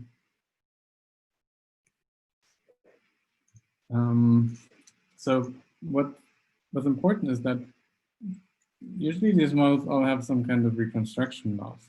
But we have to be careful that we don't reconstruct just from Z1, so to say. So Z1 is the thing that contains information from Y, but not from S. So this is the thing we want. And if we just blindly try to reconstruct from this to X, and without using the S information, then the reconstruction cannot be perfect because we are missing something, S. So what you should do is we have an encoder from X to Z1, but when you have the decoder, the opposite direction here from there to there, then you need to mix S in there somehow. So when you do the reconstruction from Z1 to X, you need to also include S in this. Otherwise, you cannot do perfect reconstruction of X. So that's an important part. Okay, those were the basic things and the pre-training thing. How much time do I have still? Okay. So how do we enforce this during training? So we look at the FAR here as an example.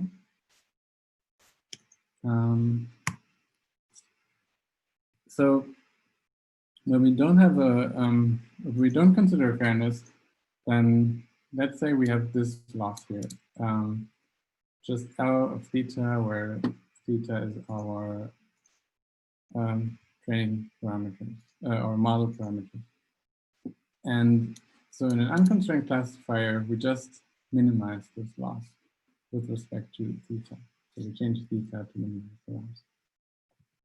So and how can we enforce fairness in this? So essentially, we just add a constraint that the fairness definition that we want to enforce does hold. So what we consider disparate impact, so demographic parity or statistical parity or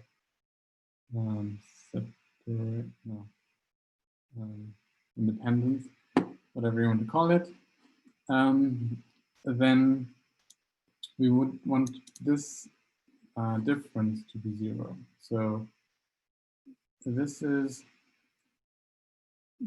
the probability that for group S equals 1, we do an incorrect prediction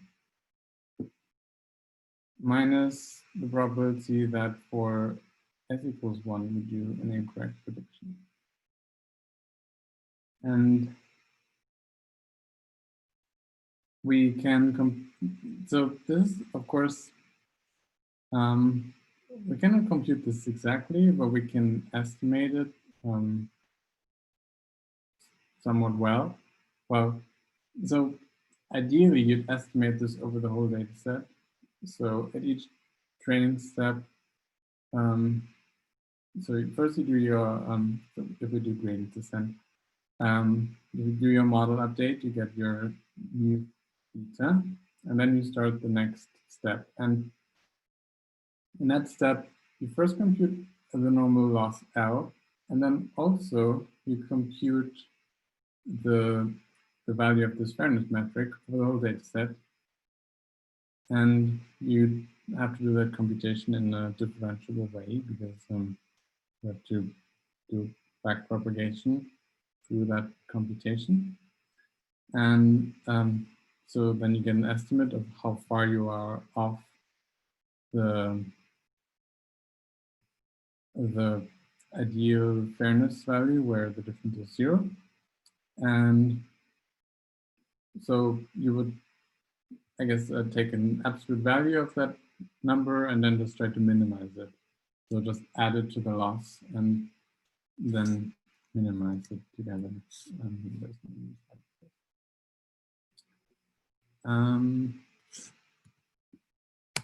Yeah, I think this is a good place to stop here. So next one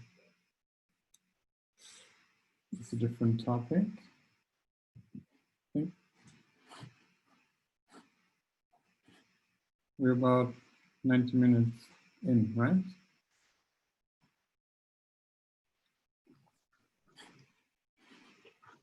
Yeah, so my understanding of the structure is that we're 90 minutes in now.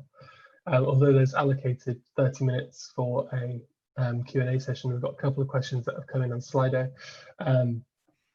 Although I think they've been somewhat answered already, but it'd be good to have a quick chat about them, and then have a break because it's a long session, this one, and then reconvene a bit later. So it's 3:30 now, and where I am. If we were to reconvene at 4:30. Oh, so is it first the break and then the question? No, we'll do the questions now. I'm just saying if in case anybody needs to disappear. So let's go through the questions now, and then we'll sign off and reconvene at 4:30. So 1 hour's time, and obviously 4:30 hour time zone. Not necessarily for all attendees. So there's 2 questions that I can see so far, and again, if anybody has any more questions, please feel free to submit them. The first question is from somebody called Roman, who says, if we want fairness in regards to race or sex, why not exclude it from the predictors altogether? You touched on this a little already, but we just gave a citation in there of the Padreschi paper from Proceedings on Data Mining, and that was one of the first ones that papers that kind of exposed that this might be a problem.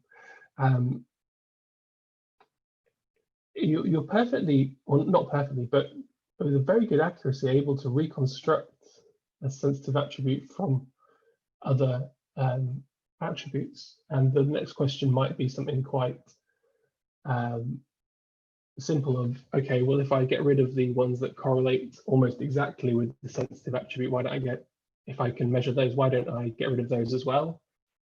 And then maybe get rid of the ones that correlate to a lesser extent. The problem is, where do you draw the line? Because at one point, the only way to really make sure that you're going to do it, remove this information, is by getting rid of all the information either altogether, or possibly there's some privacy based research that might help alleviate some of this. But yeah, it's a really tricky problem. Thomas gave the example from the UCI adult data set, the census data, where they've got the category of are you a wife or are you a husband as a relationship status value. And so, yeah, you might say, well, let me remove that. But as he mentioned, that if you then you go into the work class category and the different types of jobs that people can have, they're perhaps less correlated, but they are still generally correlated. Where do you draw the line? We've recently been doing a lot of work with images, and simply removing an attribute is not so easy in that setting. So if you take pictures of people's faces, how do you just remove the gender, for example? You can stop it being an exact input, but how do you remove that from someone's features? Thomas, do you have anything to add on that? Yeah. So yeah, the image example, that's a very good one. So say you still want to predict something from the face, like, I don't know, whether someone's smiling, but you don't want to be biased towards a certain gender or something, then yeah, you cannot just remove like 3 pixels somewhere and then the gender will be gone. So you have to do something more clever there, to learn a classifier that can still predict the smile, whether someone's smiling, but is not biased by whether by someone's gender. Next up, we've got some more questions coming in. We've got from Anton, any examples of fairness in AI being a subject of litigation? This is going to test my knowledge now. To be honest, I don't know. This isn't. I'd say that comes from more of the law side that I particularly focus on. I guess the Republica North Point comes closest, although there was no lawsuit. Yeah, I guess unfortunately we're kind of the wrong people to ask about this, because we focus way too much on the actual the mathsy side of it as opposed to in the real world. We sometimes struggle to tell you what's going on outside of our office door. But if there hasn't been some sort of fairness AI litigation so far, I dare say as it becomes more prevalent, it's something that will be a concern. I know that there's been some a lot of bad press that has been generated, and that usually results in systems being taken down before while they're still in their kind of early stages. But yeah, there's definitely been bad press. So we'd say that with some certainty. Next up from Anonymous, how to satisfy the fairness criterion when training the model? Is it enough to modify the loss function, or a kind of constrained optimization is needed? I'll ask you, Thomas. I'm going to stay quiet and let you answer a bit more. So yeah, constraint optimization is the one approach that definitely does something. So yeah, is that modifying the loss function? I guess not. So that's just adding a constraint, but you can also do it without a constraint and just modifying the loss function. I don't think we have slides on that, do we? I'm not sure. I guess one of the things where you modify the loss function directly, or even add some sort of constraint to your optimization, is that all these definitions of fairness are specified with regard to a task. And so you can absolutely do that and take that approach if you want to optimize a specific task to be fairer. The problem is that, and you'll do very well at that one specific task, but if you want your data to be used for either some other tasks or multiple tasks, then it's not necessarily, well, then you just simply won't be able to do it very well. I guess one of the problems as well is if you're, so for example, with systems like university rankings, for example, where you determine like how good a university is, there's no like one way of measuring how good something is. So you end up having this combination of students per lecturer, hours, contacts, satisfaction surveys, and you have a complicated combination of all these things to represent this esoteric thing that you're trying to measure of goodness. And that kind of becomes kind of a proxy label. The combination of these things becomes a proxy for the thing you're ultimately trying to measure. So it can be very easy to optimize for completely the wrong thing.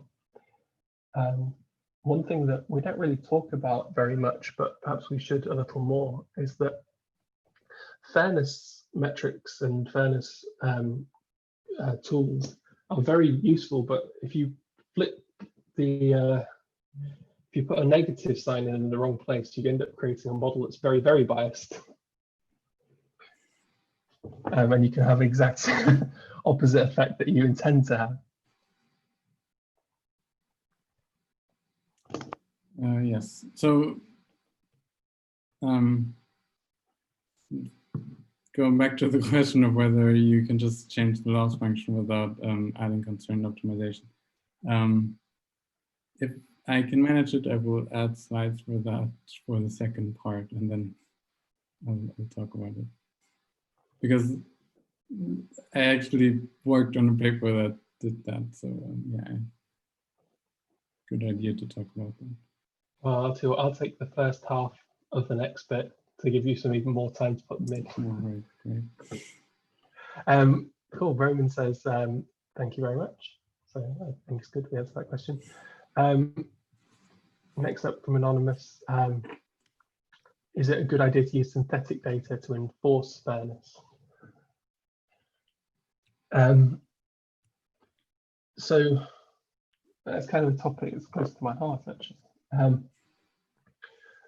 So let's maybe be a bit clearer around this. So let's say that we have some GAN model that we've trained to produce fair images. So these are images where either it has all the characteristics of a face, but maybe something's either a little more androgynous, or it creates data sets that are perfectly balanced in every possible way. And these aren't real faces. So we don't, this has some benefits. Can we use that to enforce fairness? Or we absolutely can use it. And it's something that we've been doing a lot of. The problem is, of course, generating the synthetic data, because that can be tricky. I mean, I'm sure most of you have seen the website thisfacedoesnotexist.com. We're getting very good at generating faces, for example, but there's always kind of they're only ever going to be as good as that model itself. So the model is unlikely to generate samples of things that are too far away from things it's never seen before. It's unlikely to generate somebody who's has green skin, for example, although you might determine that could be a perfectly plausible situation where your machine learning model might, or face recognition model might work. So it can be a good idea to use synthetic data, although I would be very conscious about the model that you're using to generate the synthetic data. Yeah, so the data, yeah, as you said, it can just lack diversity, or diversity in the sense that maybe all the faces look in the same direction and they will never turn or something, because the GAN has never seen that before and then cannot invent it on its own. So synthetic data might be limited in that way. I guess also one part of the question says about enforcing fairness. Ultimately, the measure of any of this is its effect on the deployment setting. So it might be that you generate on synthetic, you train your model on synthetic data, but if it doesn't perform well in the actual deployment setting, then you've got a problem. That's ultimately the most important part of why we do machine learning in the first place. Cool. Next up from Anonymous. So on the basis of the university application example, I'm worried already. If we have created an algorithm which will be biased towards male applicants and then would force more unqualified women students to apply and not finish, wouldn't afterwards recalculation rebalance itself afterwards and make everything fine?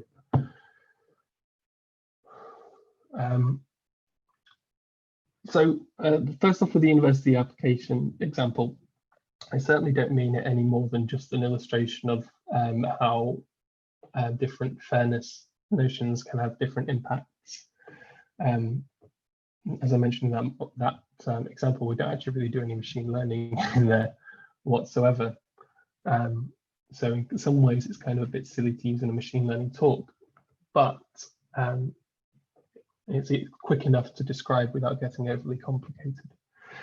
You mentioned a point about the system over time. So you've got applications now, and then will that have some knock-on effect at a later time when we recalculate? That notion of time is certainly not expressed in that example. It kind of ties in a lot with the delayed impact stuff that Thomas mentioned. it might be that after a recalculation, it rebalances itself. And in the long term, it might be better in some way. Although without experimentation, I don't know really how we could exactly determine that.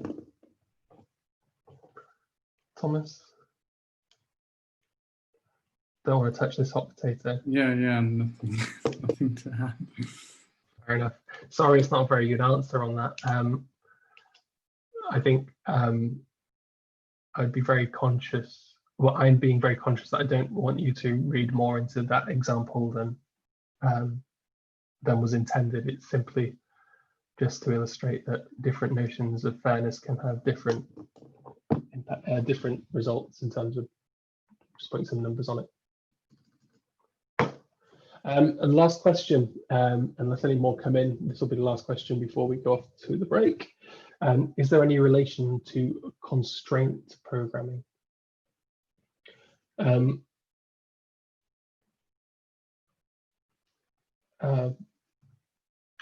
Good question. My understanding of constraint programming being that you add constraints to your optimization. So when you say optimize subject to these constraints, Thomas, you're more well-read than I am. Have I misunderstood it? No, I guess that's correct. I haven't seen it used much.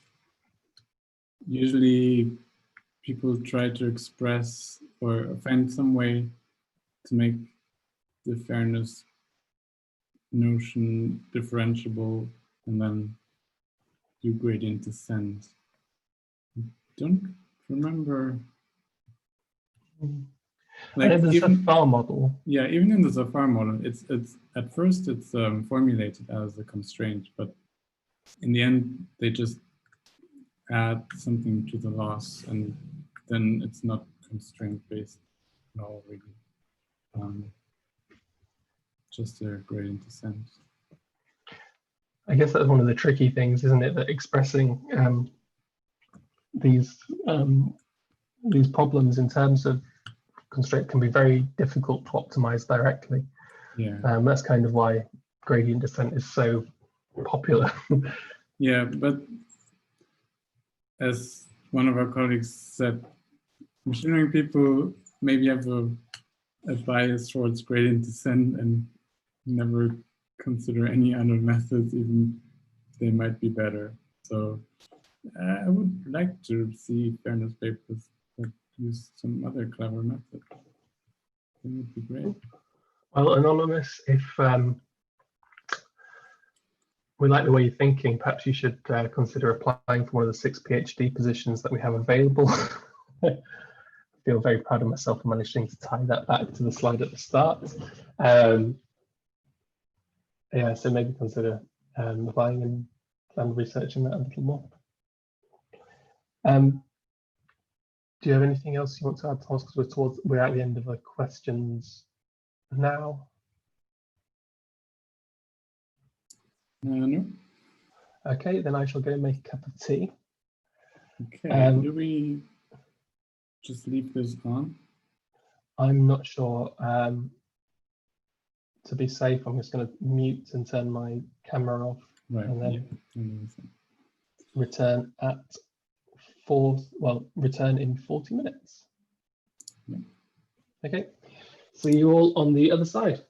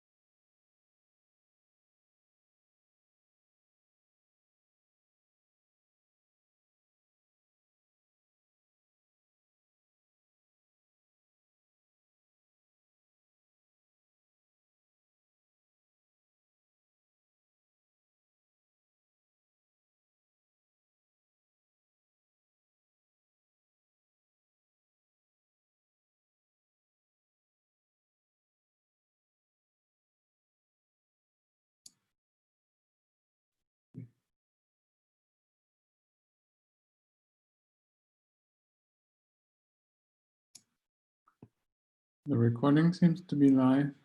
So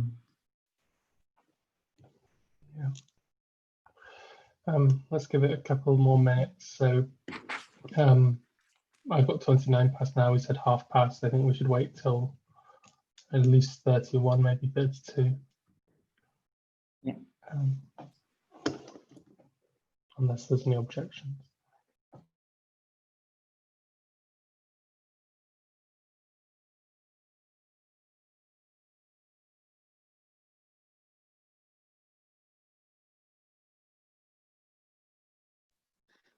Oliver, did you ask about break? Sorry? Did you ask about break? Oh yeah, I misunderstood you. Oh, I was just saying that we asked people to be back at this time now, so 4:30, where we are, and that maybe we should give them 1 or 2 minutes Okay, great. just before starting. So I will notify people on the Slack that the lecture has begun, right? Yeah, cool. Yeah, thank you, Andrea.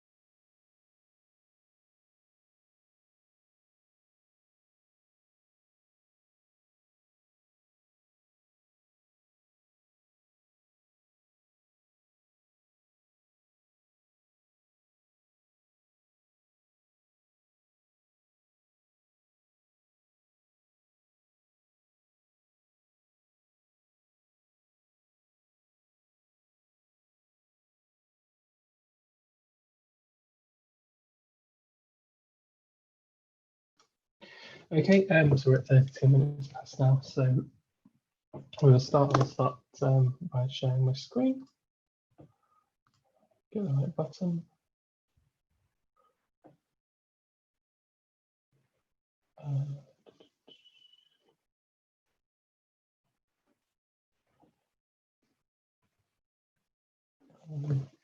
Seems to desktop too. Yes. Cool. Thomas, can you see my slides? yes, I can see. Do you want to go full screen on that? Press F, maybe it works. What? Wow. It's magic. Yeah, looks great. Okay, so welcome back, everyone. Those of you who have come back, we have absolutely no feedback from this end as to how many people are either watching or not watching. So we're just going to assume that there's some people who have come back for the second part. You enjoyed the first part so much, you thought, I know I shall waste my Friday evening watching two people talk about fairness in machine learning. So thank you to those who are back. So I want to start off by quickly talking about the structure of this second part, because it'll be slightly different from the first, and then also do a couple of housekeeping things. So let's start off with those. First is that we are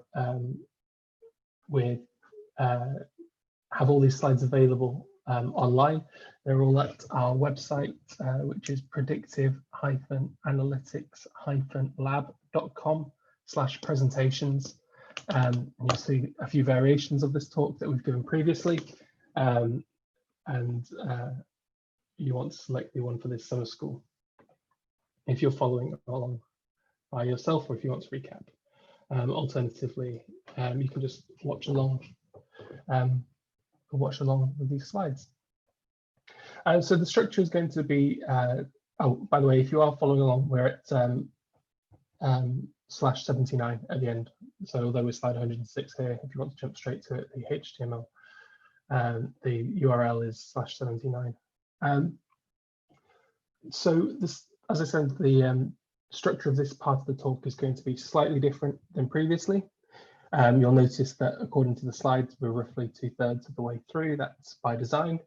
And the structure will be roughly like this. I will speak for a while about transparency and fairness and the project we've been doing there. Then shortly afterwards, Thomas will be speaking about causality with regard to fairness. And then after then, we're going to have an introduction to the lab session that we've got lined up. We put a lab session at the end of our talk as kind of a really good kind of catch-all time. So if we're slightly over or slightly under, it doesn't matter too much because we've got the lab session that will fill the rest of the time. We'll give you an introduction to that, all the things that you need to know to be able to make that work.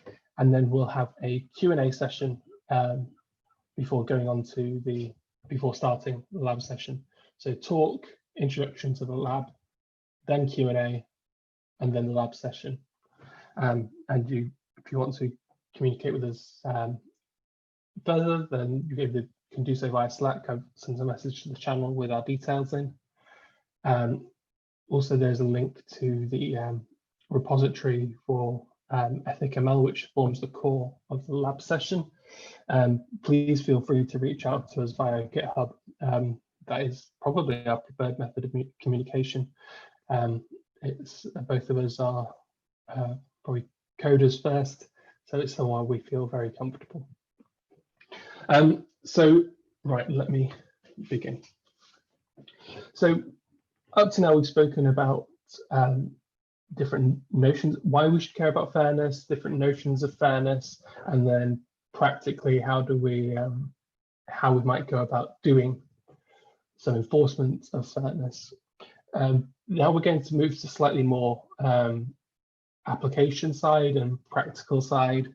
And so I want to speak about a couple of recent projects that we've worked on regarding transparency and fairness, because I feel like it's a really important area that is sometimes overlooked and is something that we're very proactive on. And then Thomas will take over to speak about fairness and causality. So Thomas gave a very good introduction to this idea of pre-processing fairness or affecting fairness at this kind of first step. So adjusting our data so that it becomes fairer for some downstream task.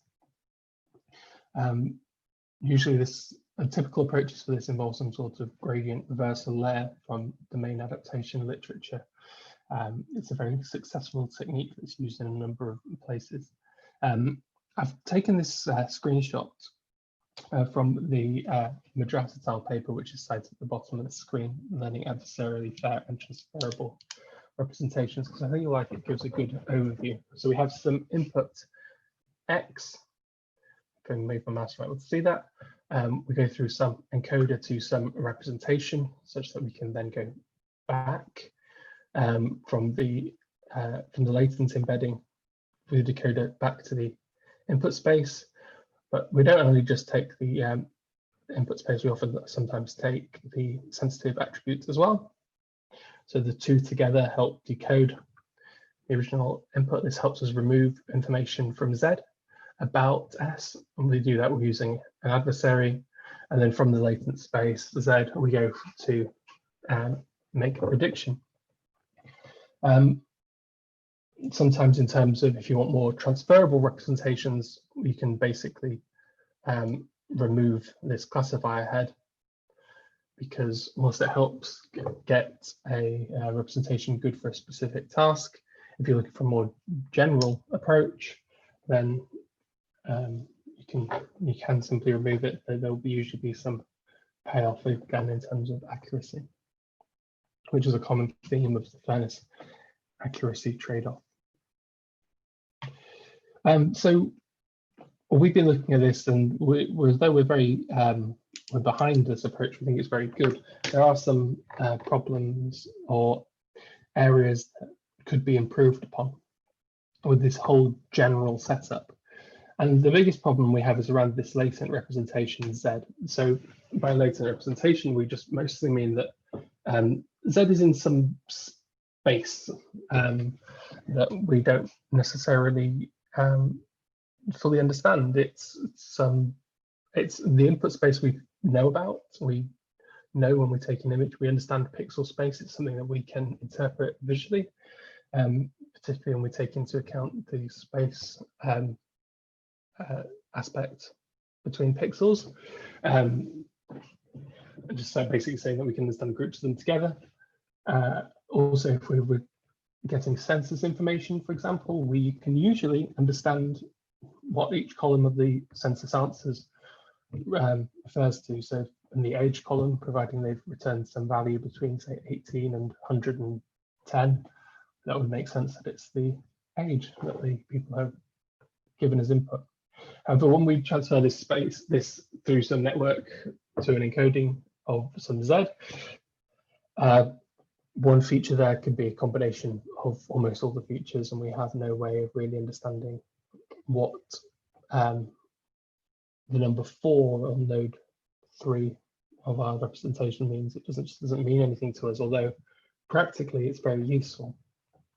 So what we'd like is to really be able to understand how the model made it so that it became fairer.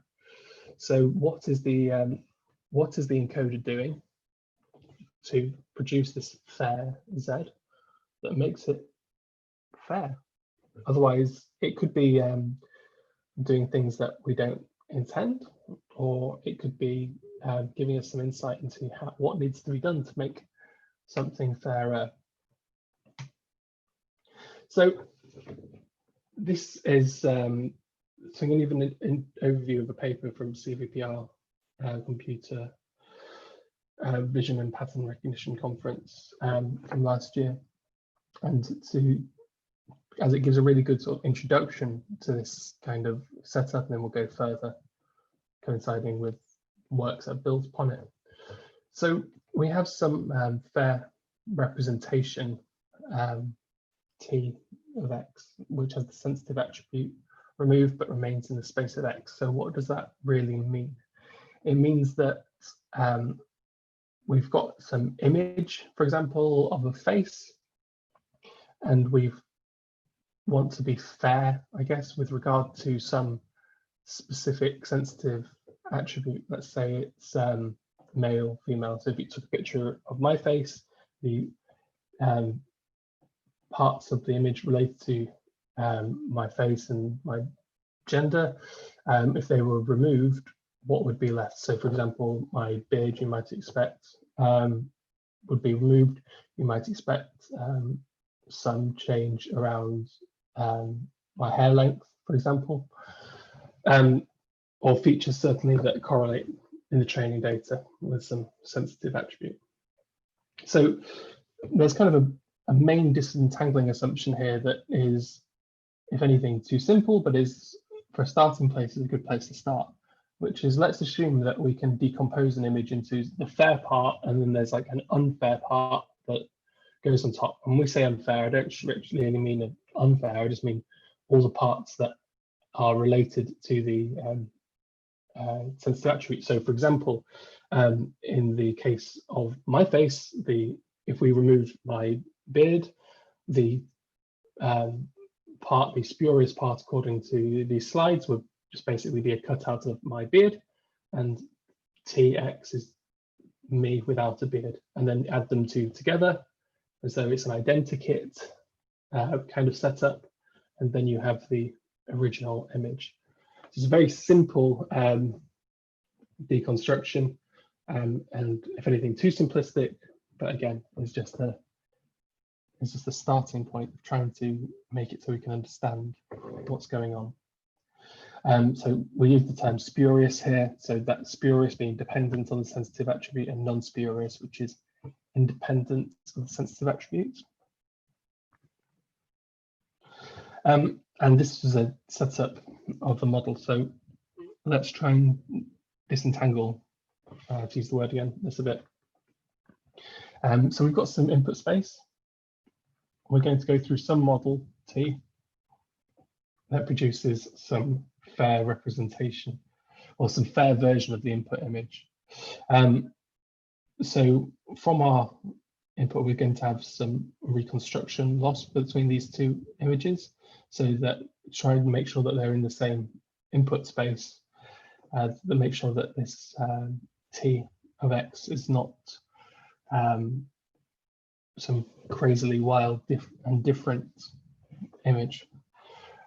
We then have some measure of how much spurious information or how much sensitive information is in each section, and then we have a prediction loss as well. So we want to make sure that this is still suitable for achieving some task. So in many ways, it's kind of a natural successor to this kind of setup.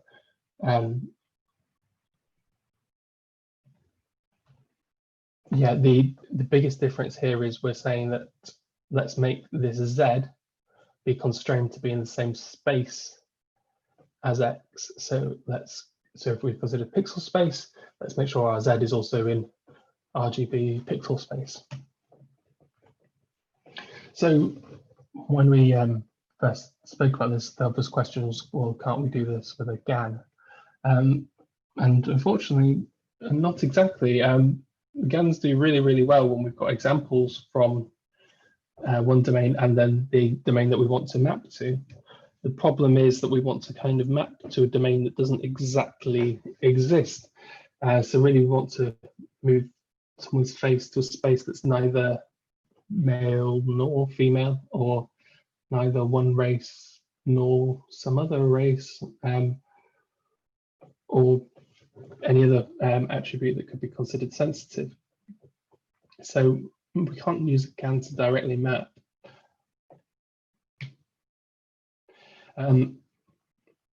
Normally I gloss over this, which is kind of the optimization problem that we had, but given the summer school, we should probably delve into this a little bit more. And the bit that I particularly want to talk about is this HSIC part, because this is kind of where the magic is happening. So if we look back previously to here, in previous work, we see that the adversary works best, well, not works best, but is often used with a gradient reversal layer that Thomas spoke about in some detail. You can enforce fairness with other methods. In the variational fair autoencoder that he spoke about, they actually use something called MMD, or maximum mean discrepancy, to compare distributions in the Z space and the latent space. And we're going to use a kind of variation on that called the Hilbert-Schmidt independence criterion, which is referred to as HSIC because the other one's a mouthful. And HSIC is a statistical measure of independence, and really, the thing that we're measuring is the independence between the joint distribution and the product of the marginals of two distributions. So in this case, one distribution is the sensitive attribute, and the other is our spurious or non-spurious image. So the way that HSIC works is it works out the MMD between the product of the between the joint distribution and the product of the marginals, and then you end up with your HSIC.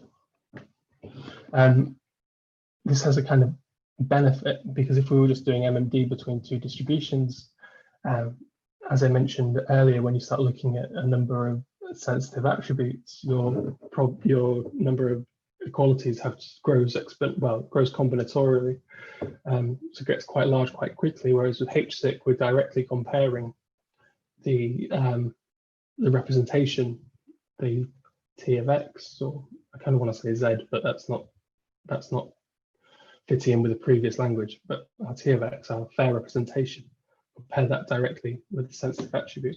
So the number of sensitive attributes can increase, but we still only have one measure to look at, which is very useful.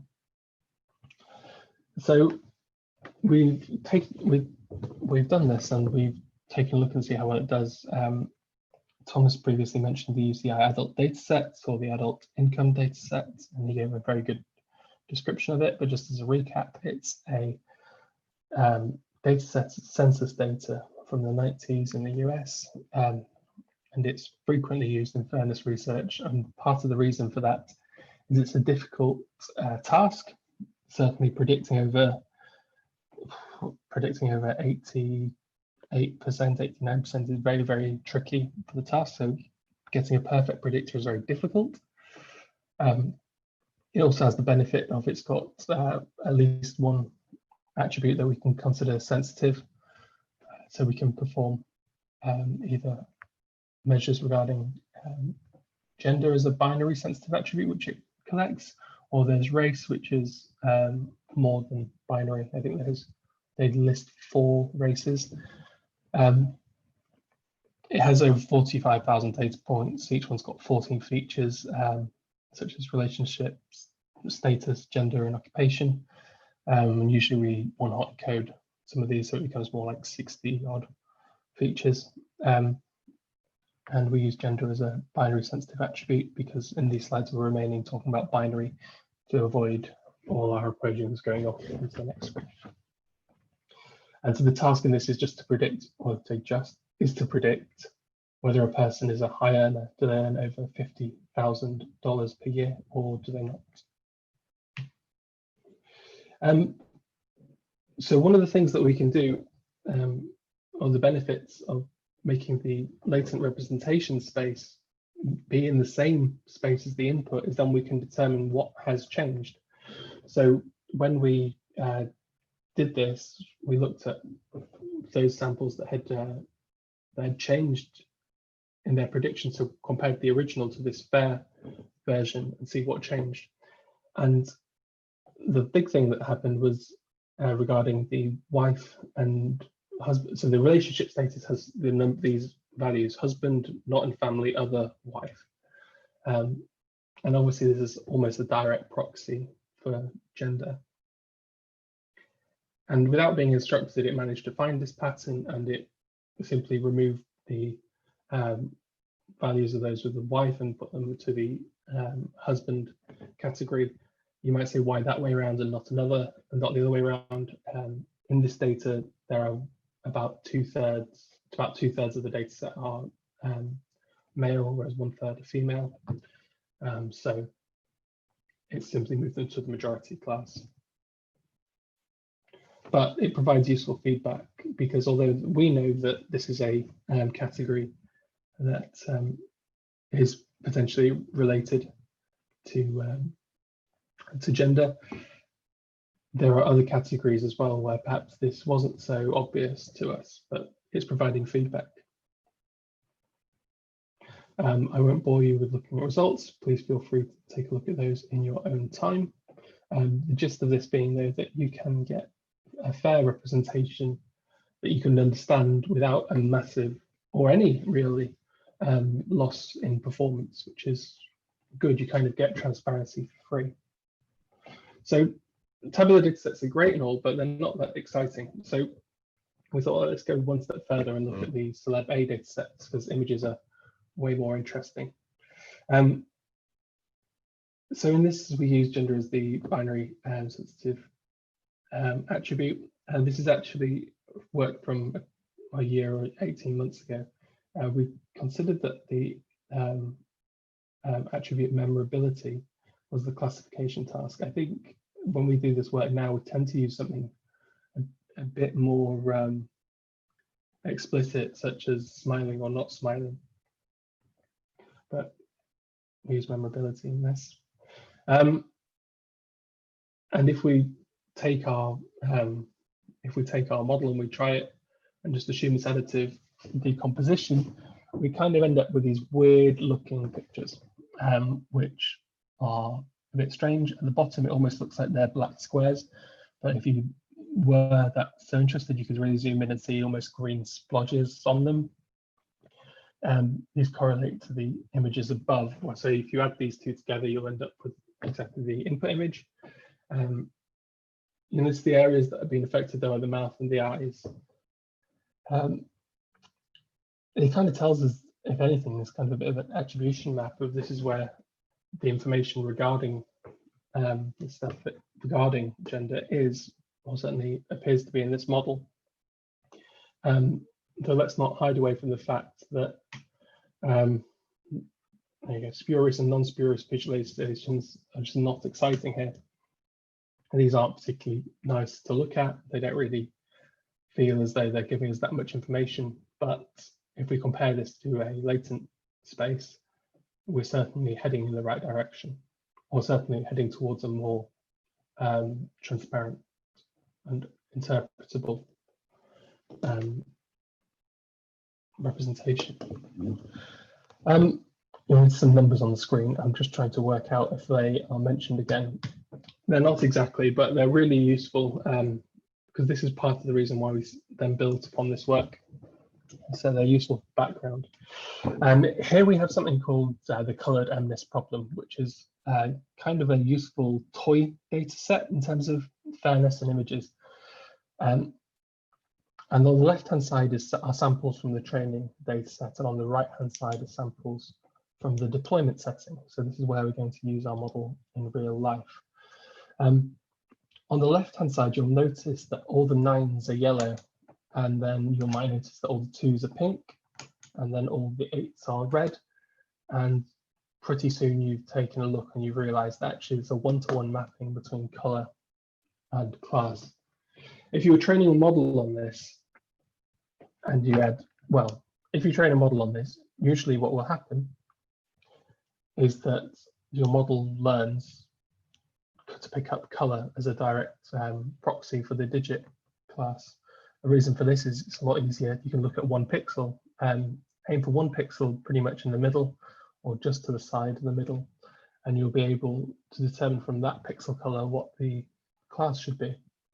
The problem is if your model falls into this trap, when it gets to the deployment setting, it will get completely wrong answers. On the right hand side, you'll see it's no longer the case that all 9s are yellow or that all 2s are pink. So we've got a real problem here that our training setting doesn't match our deployment setting. This is for those who've looked at domain adaptation before will certainly be aware of this is something similar. And this is something that we kind of want to be careful of. That this is kind of referred to as residual unfairness. It's not exactly the same, but it's this idea ultimately that the training data isn't representative of our test set or our deployment setting. So if we learn patterns in the training set that are going to, so if we learn patterns in the training set, we might end up propagating something that is just simply not really true, but we're going to propagate it and it's going to get on further. So what we want to do is try and deal with this problem a bit. And to do this, we can build on some of the work that we've done previously and look at it kind of from a generative modeling approach. I'm going to switch on to the next slide because the first, we're going to do it in kind of two ways. One is a bit more normal, and the second one, we're going to use an invertible network to do kind of the same thing. So let's look at what's going on here. We've got some input. So this should be a very similar kind of setup to before, but with a completely different looking image, just to make things confusing. So we are from the input to some encoder to some latent representation Z. Now this Z has should be invariant to S. So here we go, ZD to S, and then the Z and S together go through the decoder to reconstruct our X, and we make sure there's a reconstruction loss between the two. So if you look at that compared to say this one, the two are pretty much identical. The only thing that's different is that we lose this classifier head. And why do we do this? This is because we want to make sure that this word here is transferable. So we're not building too much of the properties for classification into the embedding. All we want to do is just remove the parts that relate to the sensitive attribute. So we'll do this during training time, and then at deployment time, we'll feed our image through the encoder to get our representation. And then instead of feeding through the sensitive attributes into the decoder, we're going to fill out a vector of all zeros or some mean value, something that is neither, doesn't mean 1 for male or -1 for female or vice versa. It's just something in the middle of them to take us to something that should be neither. Then we decode, feed those through the decoder to get our fair version of X, and then we can use a classifier downstream on this task. Before we look at the results, one thing that you kind of notice is that because we've removed the classifier head from this whole setup, which a lot of models have, in fact, even which this model has as well, has a prediction loss on it. Because we do that, we don't actually need the class label during training. We only need to know the sensitive attribute. So providing that our training data is, so we place less constraint then on our training data. It doesn't have to be labeled. And because it doesn't have to be labeled, that leaves a massive constraint. It means it's a lot easier to get hold of unlabeled data than it is labeled data. And when we only need the sensitive attribute that is often collected anyway, it means that we can pre-train our model, well, our training, during the training step.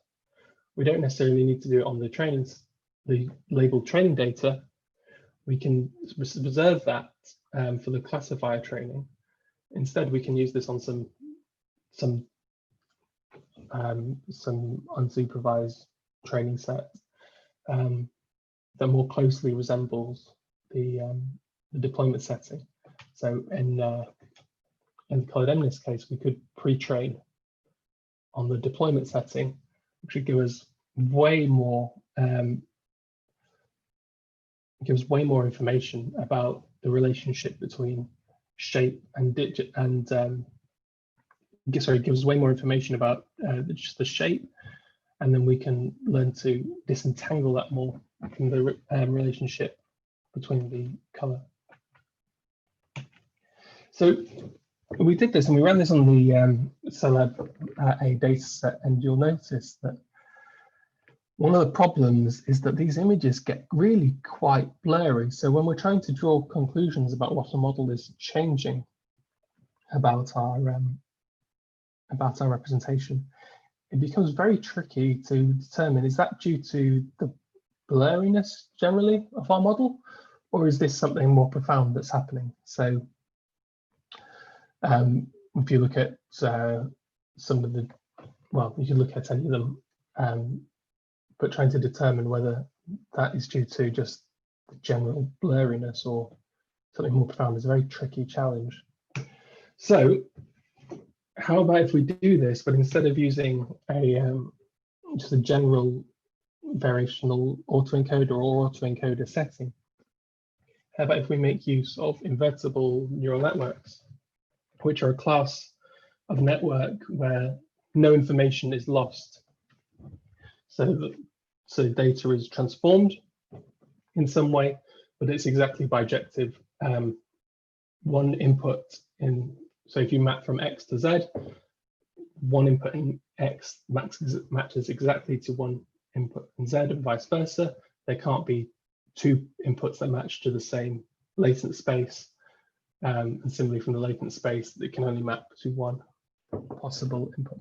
The only thing that happens is the data gets shifted around a little bit more, which is kind of useful.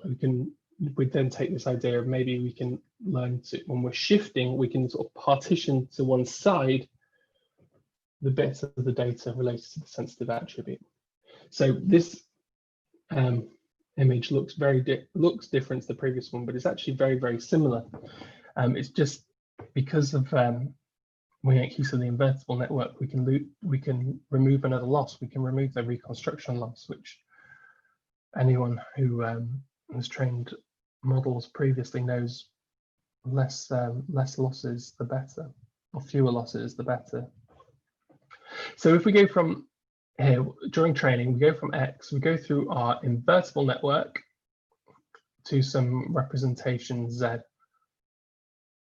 Previously, we just went to ZD, and we relied on our encoder to throw away parts of the representation that were related to the sensitive attribute, which was ZB.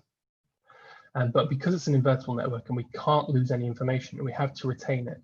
What we're doing here is we're just partitioning it. So we're saying all the bits, or say the last three, say, variables of the Z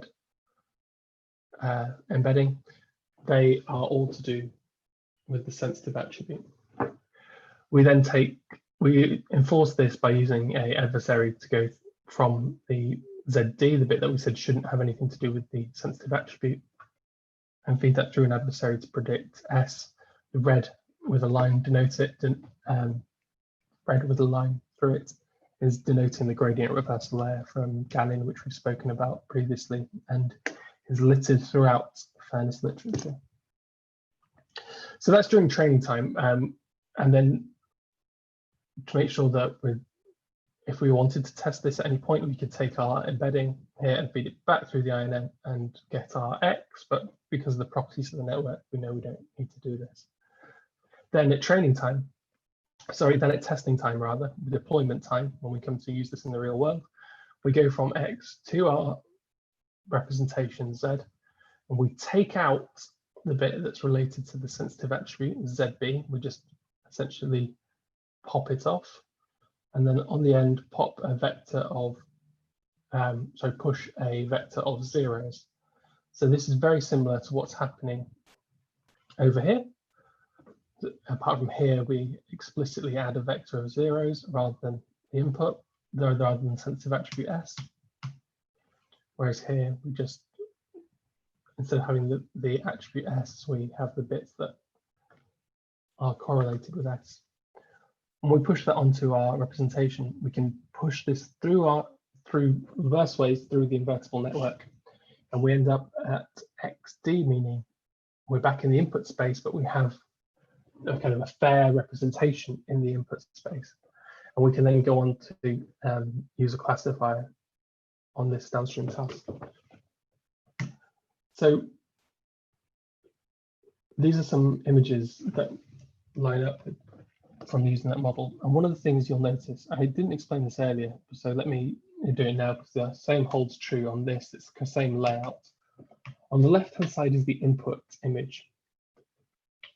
And then on the middle one, we have the XD. This is the fair part with a vector of zeros instead of a sensitive attribute. And then on the right-hand side, we have these kind of weird-looking general faces, which look even weirder and more scary here. These are, if you, instead of doing it this way around, where you feed through the ZD vector, if you instead just fed through the ZB and replaced ZD with a vector of zeros, so you kind of flip it around, feed through, what would you have?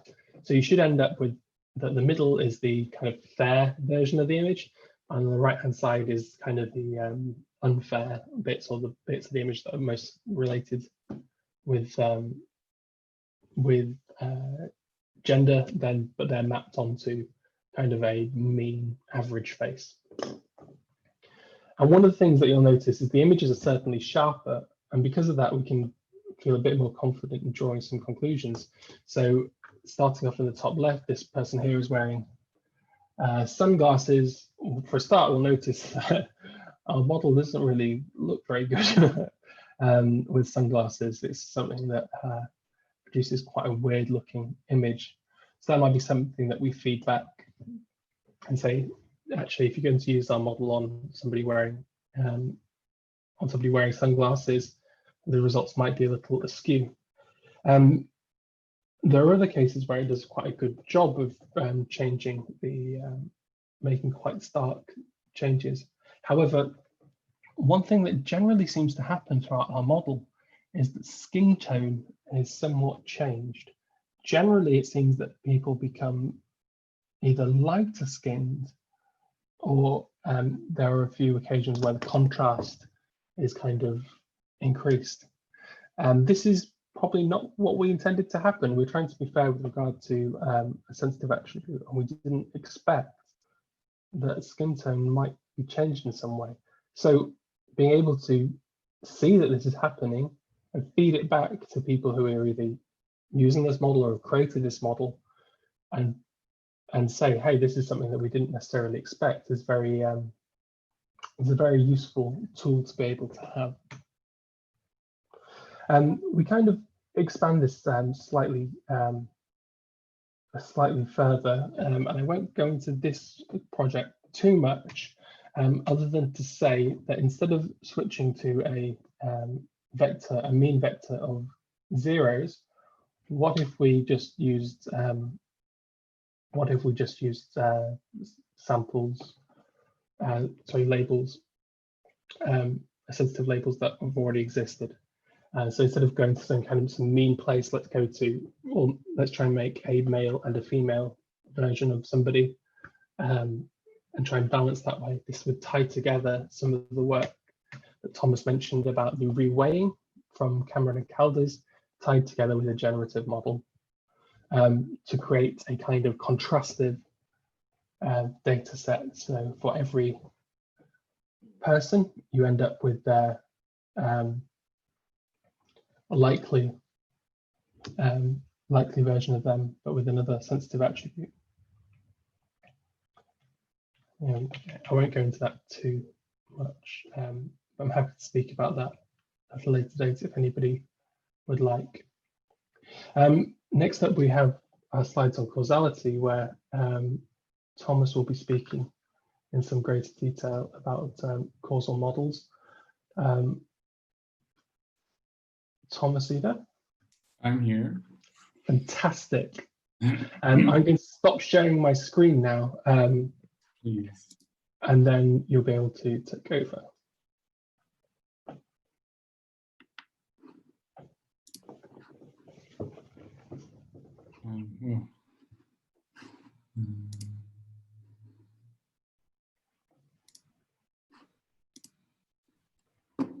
Okay.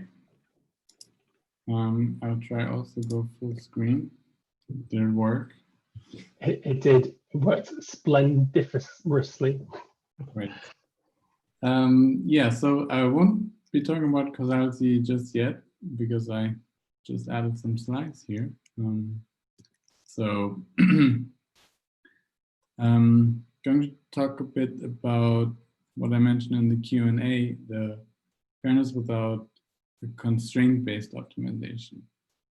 So most fairness methods, even though most fairness methods are actually just fair representation methods with an adversarial layer. But if you only look at the ones that are for during training, so in process fairness methods, then most of them are based on constraints. So we try to optimize the loss, but also have the constraint that our predictions should be fair in some sense. And when you have such a constraint optimization problem, then either you're actually going to do constraint optimization, which usually doesn't happen, but that could be possible, or you're using Lagrange multipliers. And let me briefly remind everyone how that roughly works. So we have a constraint optimization problem where we try to minimize some loss f with respect to the parameters theta, and such that some function of theta is equal to 0. So maybe you don't want the function to be equal to 0, but you can always reformulate it such that something's equal to 0. Just subtract things from the one side so that you have 0 on one side, and that's your constraint. So this is fully general. Any constraint can be formulated like this. And then you introduce a lambda parameter, which is the Lagrange multiplier, and just multiply your constraint by that and add it to your loss function. And in theory, for the Lagrange multiplier to correctly work, you would have to determine the value of lambda, some process, but in practice, people just set it to some value and they try out like some values and see which one seems to work.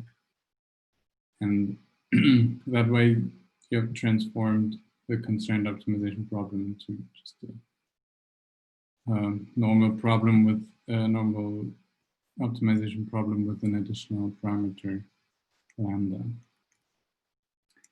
Okay, so that works reasonably well, but some things are not so nice about that. For one, the lambda has no meaning. If I tell you the best value was 0.1, then it doesn't tell you anything. And beforehand, you also don't really know what value it should have. And second, it doesn't give you feedback on how well the constraint is fulfilled. So we just add this to the loss. Well, okay, you can log the loss separately, but it's often hard to tell how lambda influences this. So, and there's an alternative way that I worked on, actually, where you introduce some pseudo labels, y bar, and then these become our prediction targets. And we make sure somehow that these pseudo labels are fair. So this is fairness with respect to demographic parity. It's always the easiest. You can also adapt this to other fairness notions. So in demographic parity, we want the predictions to be independent of the sense of attribute. And that's what we enforce for the pseudo labels here. So the pseudo labels are independent of S. And then if we train a classifier with that, then we hope that the classifier's predictions are also independent of S. But we don't have the Y label, like we don't know what they are, but we can implicitly use them. So we never calculate them explicitly, but we use this expansion of the probability. So in this formula, you see here on the left, it's just a likelihood. So it tells you, given your current model and some input X and some sensitive attribute S, how likely is it that Y is equal to 1, like according to your model? That's the likelihood. And with the pseudo labels, we compute this indirectly. So first, we compute the likelihood with respect to the pseudo label. So this will be the normal likelihood function of your method. So for logistic regression, it's the sigmoid function. And then we have here this term that shifts these probabilities. So it tells you, given some pseudo label, how likely is it, and some sensitive attribute, how likely is it that the observed label is 1. So this is also kind of a likelihood for the label. It establishes a connection between these two.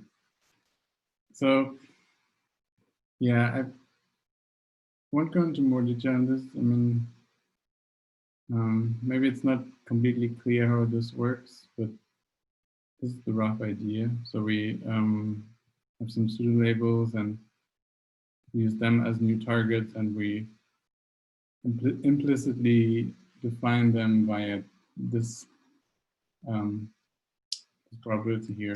And to get this probability, you can you look at the fairness constraint you want to satisfy. So for demographic parity, it's this one. So this will lead to that Y bar is independent of S. So if you enforce this, then through some probability calculations, you can calculate this value, and this will tell you what value to put here.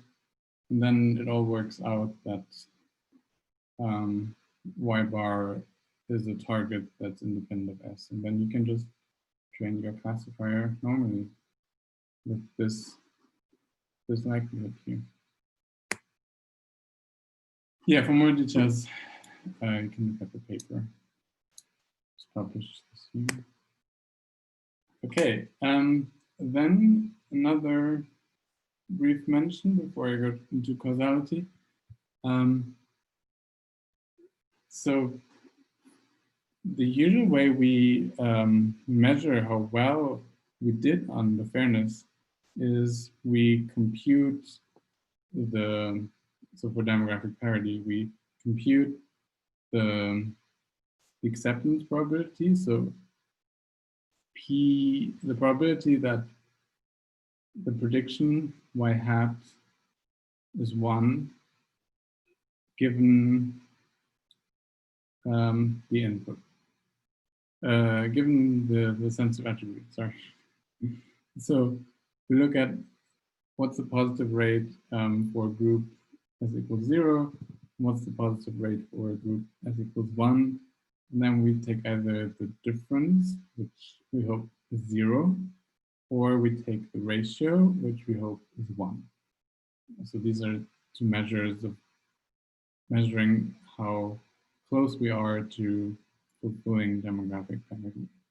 But ratios and differences only work for two values, of course. So if we have more than that, so have multinomial S or multinomial Y, then this doesn't work. So one thing you can do is kind of compute all the possible ratios and then take the average of them. But what's much nicer is to use the Renyi correlation, or the full name is Hirschfeld-Gabel-Renyi maximum correlation coefficients, short HGR. And that's a really nice measure for telling you how dependent two variables are. So you know that normal correlation only finds linear relationships because it's computed with matrices and stuff. There's actually one shortcoming of the Zafar method. They use, if I remember correctly, they use correlation to estimate the dependence of S and Y, S in the prediction. But it's not a perfect measure because it only finds linear relationships. But HDR finds any kind of relationships. And so it's basically just like mutual information. So if, in fact, if HDR is 0, then the mutual information between Y and S is also 0. So if Y and S are independent, then you know the mutual information is 0 and HDR is also 0. But the shortcoming of mutual information is that it doesn't have an upper value. It can go as high as it wants. but HDR has an upper value, it's 1. So if HDR between Y and S is 1, then they're maximally dependent. So there's a deterministic function between them. You can get one from the other. Yes, so that's a very nice measure. And it also works for continuous Y and S, but then you cannot compute it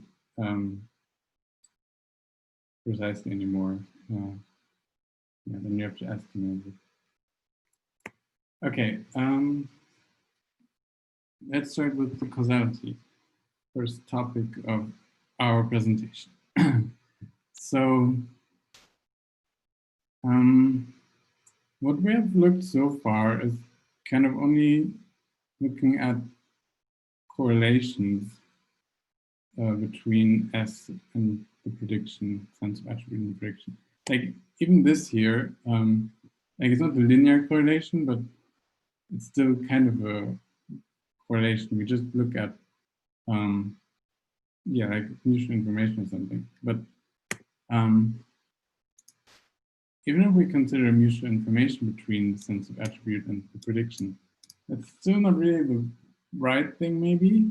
Maybe we should look at the causal path to really determine what's going on. So what do we mean by that? Let's consider an example. It's a classic example found in lots of textbooks, I think. There was a case where the Berkeley colleges were accused of having discrimination in their admissions. So male applicants were accepted, which had much higher rates. And so it was very obvious if you looked at the data, like males were accepted much more often. And so it seemed like there was blatant discrimination. But that's not necessarily the case, because when you look more closely, you saw that the reason was probably that women were applying to more competitive departments where it's harder to get in than men. And so women were accepted less often because they were applying to the more popular things. So for example, medicine and law are very competitive fields. It's hard to get in, but computer science is much less competitive, maybe because it's boring. I don't think so. Maybe people think that way. So, what does that mean? So yeah, so it seemed like the reason wasn't actually the gender of the applicants, but which department they were applying to. So we can draw a nice causal graph of this. Unfortunately, the sense of attribute is called A here. We call it S everywhere else. I'm very sorry about that. I wanted to reuse their graph and they used A. A is also often used in the literature. So we have R is the decision, whether someone is admitted. A is their gender or any sense or attribute. And X is the department choice. And then we draw causal paths here. The gender seems to influence the department choice, like women preferring psychology or something to math, I don't know. And the department choice affects the admission decision. But there might also be a path from the gender to the admission decision. And this is the path we don't want. So I started it red here. But the other path seems fine. I mean, you can maybe complain or worry about the fact that women don't want to do computer science, but this is not the admissions department's problem, probably, but some other reason. So this path seems more or less fine, but this is problematic. And what you should try to find out is whether this path is used in the decision making. Yeah, so what causality enables us here is to understand the issue much more deeply. So we can really see why the data is like it is. Like in this case, we found out it's the department choice. That's very nice. And in order to turn this into like a fairness method to use, the idea would be to only allow, like if you're making an admissions algorithm, then the algorithm must not use the gender directly. It may only use it via legitimate causal paths. And for that, we need a causal model. And here we hit the first big problem of this idea. Causal models cannot be inferred from observational data. So, so what I mean by that is, in this graph, we can compute all the conditional probabilities here, like what's given a certain gender, what's the department choice. But what we cannot get just from observational data is the direction of the arrow here. So, of course, our common sense tells us that department choice does not retroactively determine your gender.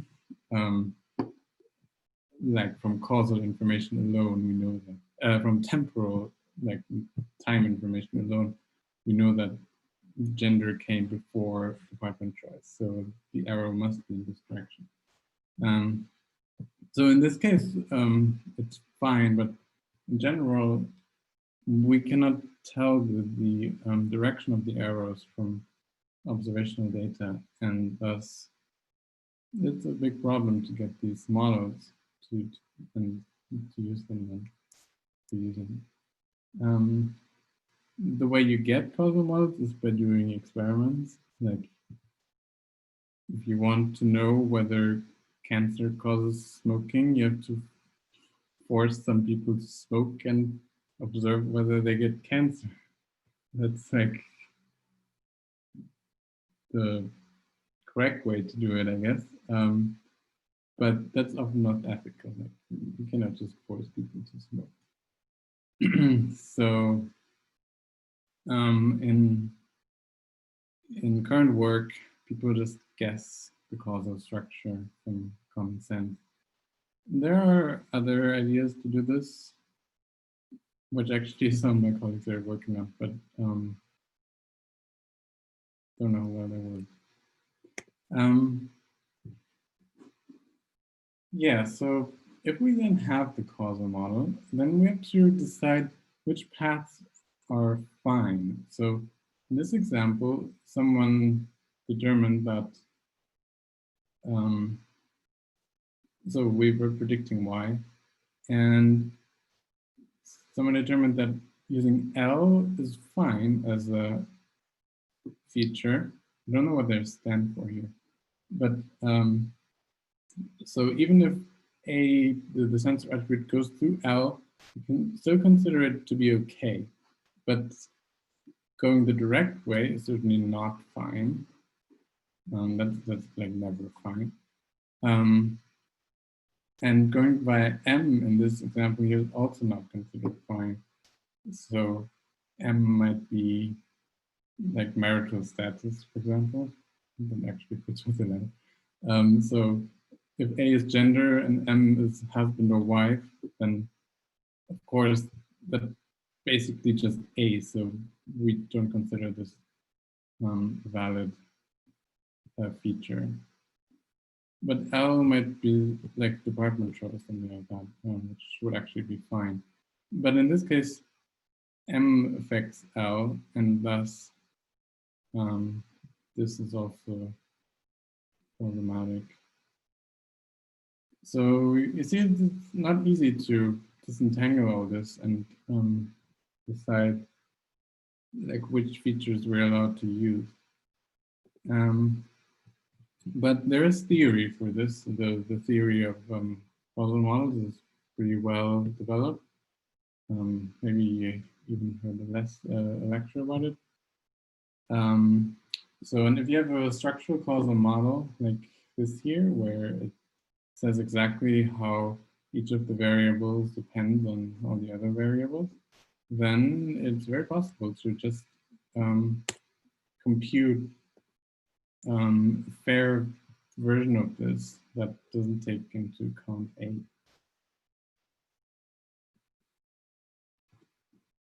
So the advantage of the whole procedure is that we can very precisely control which information we want to consider and which we don't. The problem is that we require a structural causal model, which we usually don't have. And it's actually also a lot of work to go through all the features and decide whether it's admissible or not. Like for 5 features, this is still fine, of course, but doing computer vision, that will not only be 5 features. So, and in addition to path-specific fairness, there's also counterfactual fairness, which is very similar, actually, but not as finely controllable, I guess.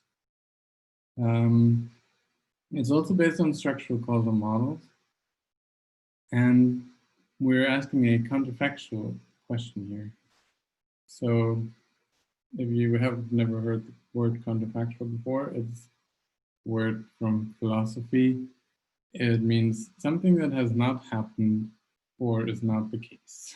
So not fact. And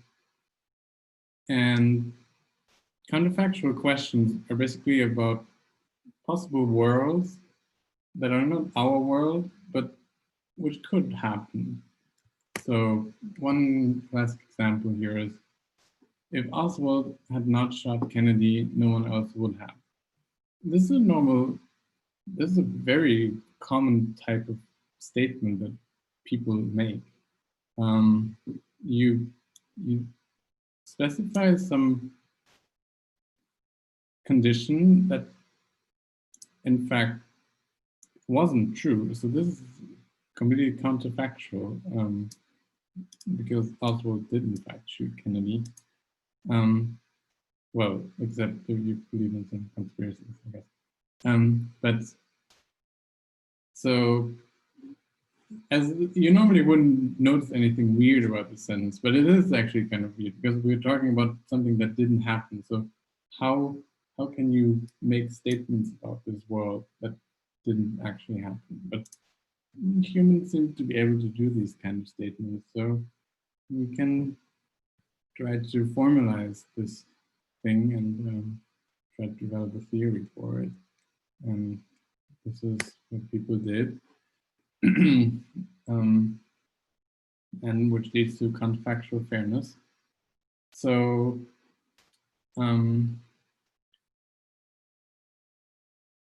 this again with the structural equation one. Okay, I have to go. Use this figure to explain.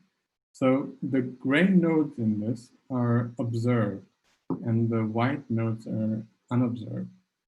So this is a law school entrance exam data set. Oh yeah, so FYA is the success in law school. So it's the average of the first year grades. And the GPA score is, I'm not American, I think you get that from college. And then you also do a law school entry exam. So what we're trying to do here is predict the success in law school from the GPA and the LSAT. And we also have race and gender information. And so, first of all, we have to decide the direction of these arrows. The data cannot tell us the direction, but it's, again, pretty obvious that your GPA doesn't cause your race, so arrow is probably in that direction. But this is unobserved, and we don't know which one's true. So in this paper, they just tried out both versions. So in this model of the world, all three of these things are determined by an underlying variable called knowledge. So there's some knowledge thing in your head, and this one determines all three of these, which makes some sense. But in the alternative model here, there are actually three different things, like, I guess, ability to do good GPAs, an ability to be good on the LSAT, and an ability to be good in law school. These are all strongly correlated with each other, but there's still three different things. So this model on the right is more expressive. It allows more variation. So more complicated scenarios. So anyway, so the white ones are unobserved. So that's just what I want to point out. So, and in this case here, we consider U to be the set of all unobserved background variables. So in this case, it would just be the one here, the knowledge. In this case, it would be all three of these. So, and to do another counterfactual thing, we set, we keep all the unobserved background variables, but we change one node. And so we change sex or race in this case. And so we look at the counterfactual world where everything is the same about you, except you have a different gender, for example. And we check that in that counterfactual world and in the actual world, the probability that you get accepted is the same. So that makes sure that the gender did not affect the outcome of this situation. Okay. So that's the idea. And in practice, this has similar consequences as the path-specific fairness that I talked about before. Namely that you may not use any information that you may not use S, of course, for your prediction, and you may not use any descendants of S either. So doesn't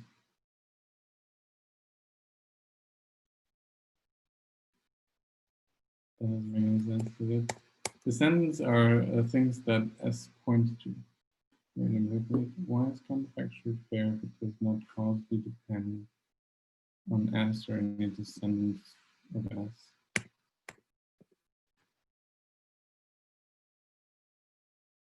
I'm not completely sure what the practical effect would be in this case. Sorry, I should have prepared that better. But yeah, this is again, yeah, okay. Yeah, you still can use.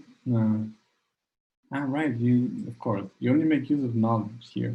Yes, because these are all biased, so you can only make use of knowledge to make the prediction here. Knowledge you have to infer from these, of course, but yeah, you may not use these directly. Yeah, same here. Okay, sorry. Good. So that's great definition, but the problem is, of course, getting the structural causal model, and which we cannot get from observational data because there's no unique solution. Like several arrow directions are compatible with the data, but the arrow direction is very crucial then because it tells you which features you're allowed to use. Right, I talked about this. Okay, so my summary of this is that causal models are pretty cool, but they're difficult to get. And this was only tabular data. Like for image data, I don't even know how we would do. Good. This is summary of all we presented. Oliver, do you want to go through this again or something? No, I thought I'd pop back up, seeing as they were towards the end of these slides, and apologize for turning my camera on and shaking my head. As a computer scientist, I will not stand for any disparaging remarks whatsoever about a wonderful topic. Yes. Yeah, these are our take-home messages. This is just a repeat slide from the beginning. Fairness is domain specific. There are multiple definitions that you can use. If you predict anything that will affect people, you should consider it. Accuracy is nice, but not the only metric you should look at. And fairness is active and exciting. And again, the reminder that you have. Cool. So what I wanted to do is remind everyone that we're going to do a Q&A. So we quite enjoyed it last time because whilst we've seen our slides lots and lots of times, we haven't seen any of your questions before, so it's far more exciting to us to answer the questions. As we've, in terms of time allotted for this session, we allotted 90 minutes for the second part of the talk, which would take us through to 6, so about 13 minutes away. So that's why we built a buffer of our lab exercise for that. So what my plan was to give you a quick introduction to the lab exercise, just to show you it broadly. And whilst I'm doing that, if you have any questions that you want to ask, please use Slido. I can see a couple coming in. After I've given a brief example or brief overview of the lab exercise, we'll pause that, come back, answer some questions, and then we'll leave you to continue the lab exercise. And then if you enjoy it and you want to ask some questions, or you do something on there that you enjoy, please, or that you're proud of, please do get in contact with us via GitHub, which there's a link as part of the exercise. Just raise an issue, and we're very happy to talk via that mechanism. So let me share my, well, let me first start open a browser, and then I shall share my screen.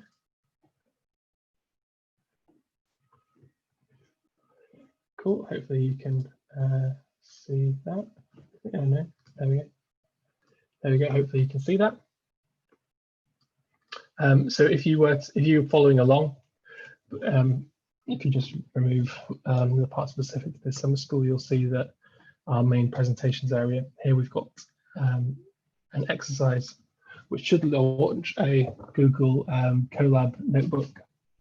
I ran this morning, so I feel fairly confident that it runs, but there is one slight little trick to it because Colab's not recently updated in terms of everything. We have to do one small slight trick to make Pill work with it, which is part of our library. So the URL for this notebook, if you don't want to follow along using the predictiveanalyticslab.com/presentations link, you can go directly to tinyurl.com/ethicml. And then before we start, we just have to update a couple of Colab's dependencies, which doesn't take that long. And then once you do that, you have to restart your environment, but then you don't have to rerun this again.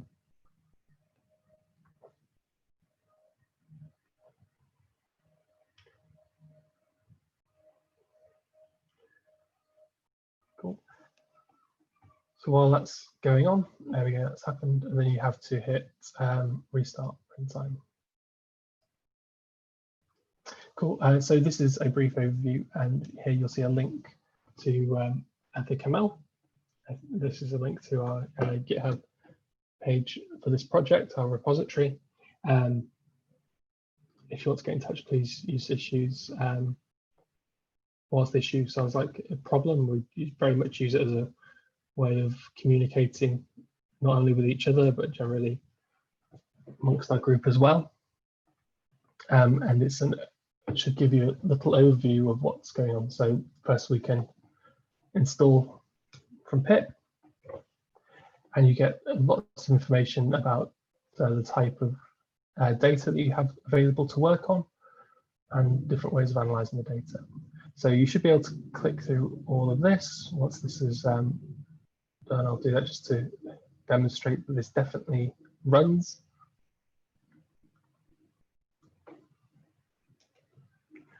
So we can load into data sets, and we can, there we go, we can take a look. So we can see it's running. So that's there for you guys to look at, to have a play around with, kind of get a bit of a feel, and hopefully decide that ethicml is kind of a cool library. Or alternatively, please feel free to feel like it's a terrible library and think, I know what I could do to make this better, and feel free to contribute. We'd very happily work with any of you on this project. So let's head back to the, let me stop sharing my screen now. And then let's head back to the Q&A, and then make sure that I would share my screen if I could find the thing. There we go. Let's head back to the Q&A questions. Then we'll leave you to enjoy your Friday evening, either with the ethicml lab sessions or in the pub with a beer, whichever is the best way for you to spend your evening. So just looking back over the previous questions, Anton had a comment asking me about ZB on slide 122. So if I share my screen again, we'll take a quick look at that, because maybe maybe I didn't explain it well, in which case hopefully Thomas can jump in.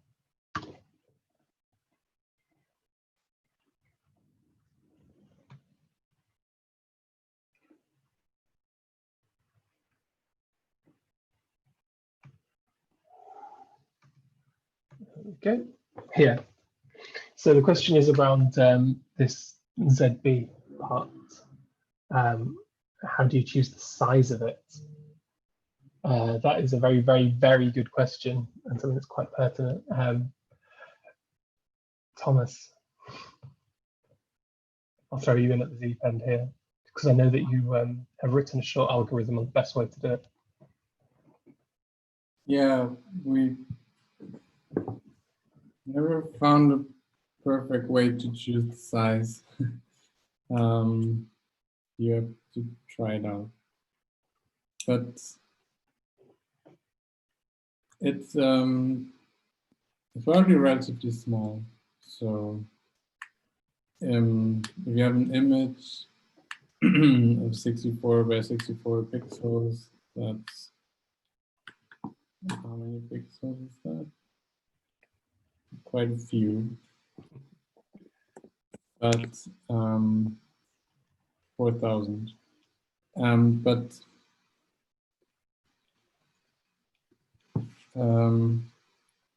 ZB will only encode, like, should only encode the sense of attribute. So it doesn't need that much information. So in our experiment, it was like fraction of a percent. And so if we have 4,000 dimension, it was maybe around 10. Yeah, one thing as well with it is it's relative. It doesn't matter too much if you get down, as long as you're within the right order of magnitude. It's not too much of a problem. So we were using size 12, I think, because it was easier percentage-wise to write that. But we did an ablation study trying different sizes of S, and the difference between a size of 10, 20, 30 was negligible. It was such a small percentage of the overall. So yeah, unfortunately, it's a little bit of trial and error. It's another hyperparameter. Generally, start very small and maybe increase by an order of magnitude and see what the effect is, and then if there's a big difference, head back down and maybe try a sort of binary search approach, but starting at a very low number.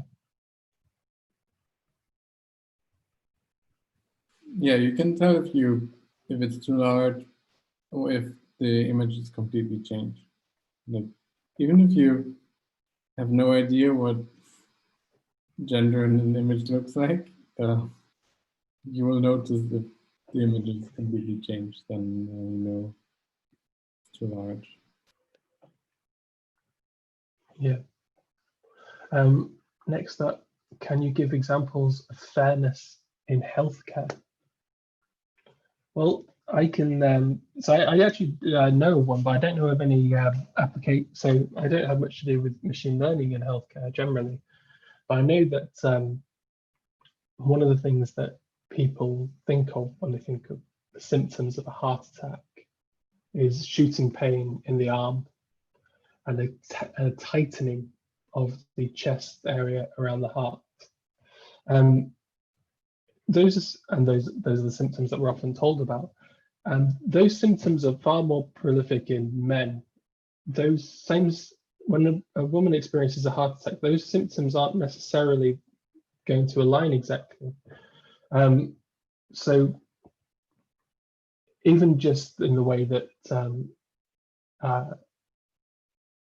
we generally speak about healthcare, there's definitely a disparity. And if there's one just generally in how we talk and how we teach about healthcare, this will certainly be reflected in models that train from that data.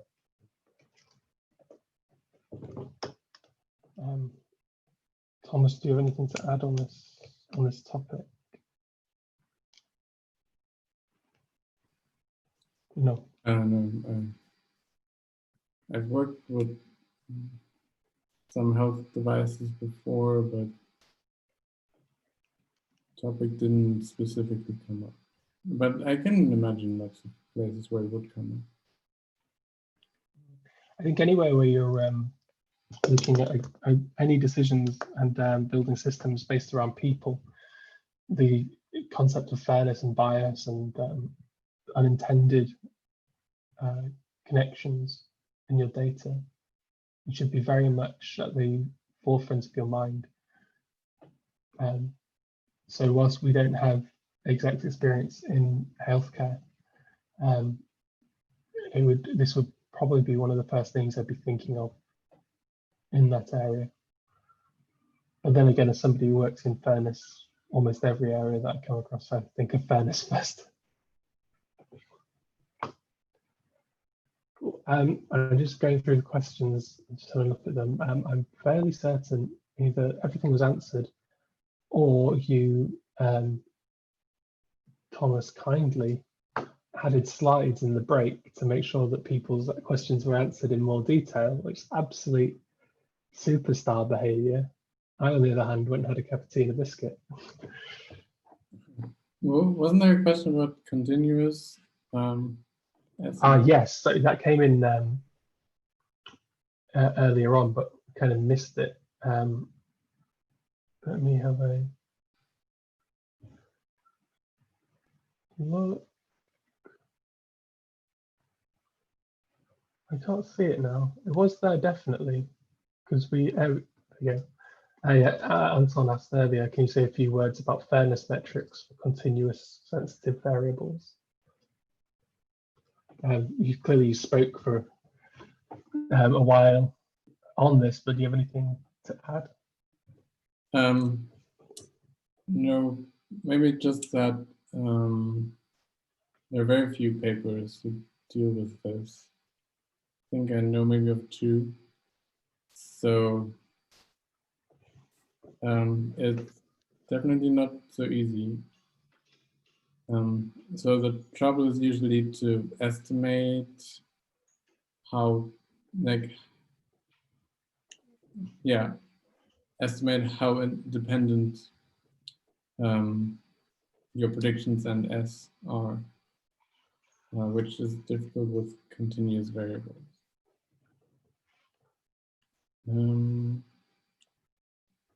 Yeah, I've got to admit, I've not come across too many papers where they talk about it, because when we think about sensitive attributes, I know for a lot of these, we're very conscious that a lot of sensitive attributes about people generally live on a continuous scale or some sort of spectrum. When they're captured, it's often not captured in that manner. Yeah, that's true. Yes. Yeah, that might be the actual problem, that the data doesn't have it. Yeah. That is one of the biggest problems generally with this research area, is that getting access to real data, which contains some of the things you're interested in, is very tricky. So sometimes you have to either create some synthetic data or change your problem slightly to focus on what's in front of you. Yeah, we're already past 6, so. Yeah, so thank you very much, everyone. We're going to sign off now. Thank you very much for speaking, well, listening to us ramble on about fairness. I posted earlier on in the Slack channel, if you've got any questions or anything that comes to your mind whilst ever this Slack is active, please feel free to reach out to us. The slides are fully available on predictive-analytics-lab.com/presentations. Please feel free to look at them at your leisure. We'll leave you with the kind of lab exercise to play around with. There's nothing too strenuous in there. It's mostly a chance to kind of explore a little bit. Again, please feel free to reach out to us either via Slack, or if Slack isn't available, via GitHub as well. The project repository is called EthicML, and is something that we both pay a lot of attention to. So if you want to collaborate on anything in that area, please let us know, because that is that is a project that we're particularly keen on. Unless you've got anything to add, Thomas, I'm going to say goodbye. No, said it well. Cool. Thank you so much. Have a wonderful weekend, everybody, and enjoy the rest of the summer school. Thank you very much. Thank you.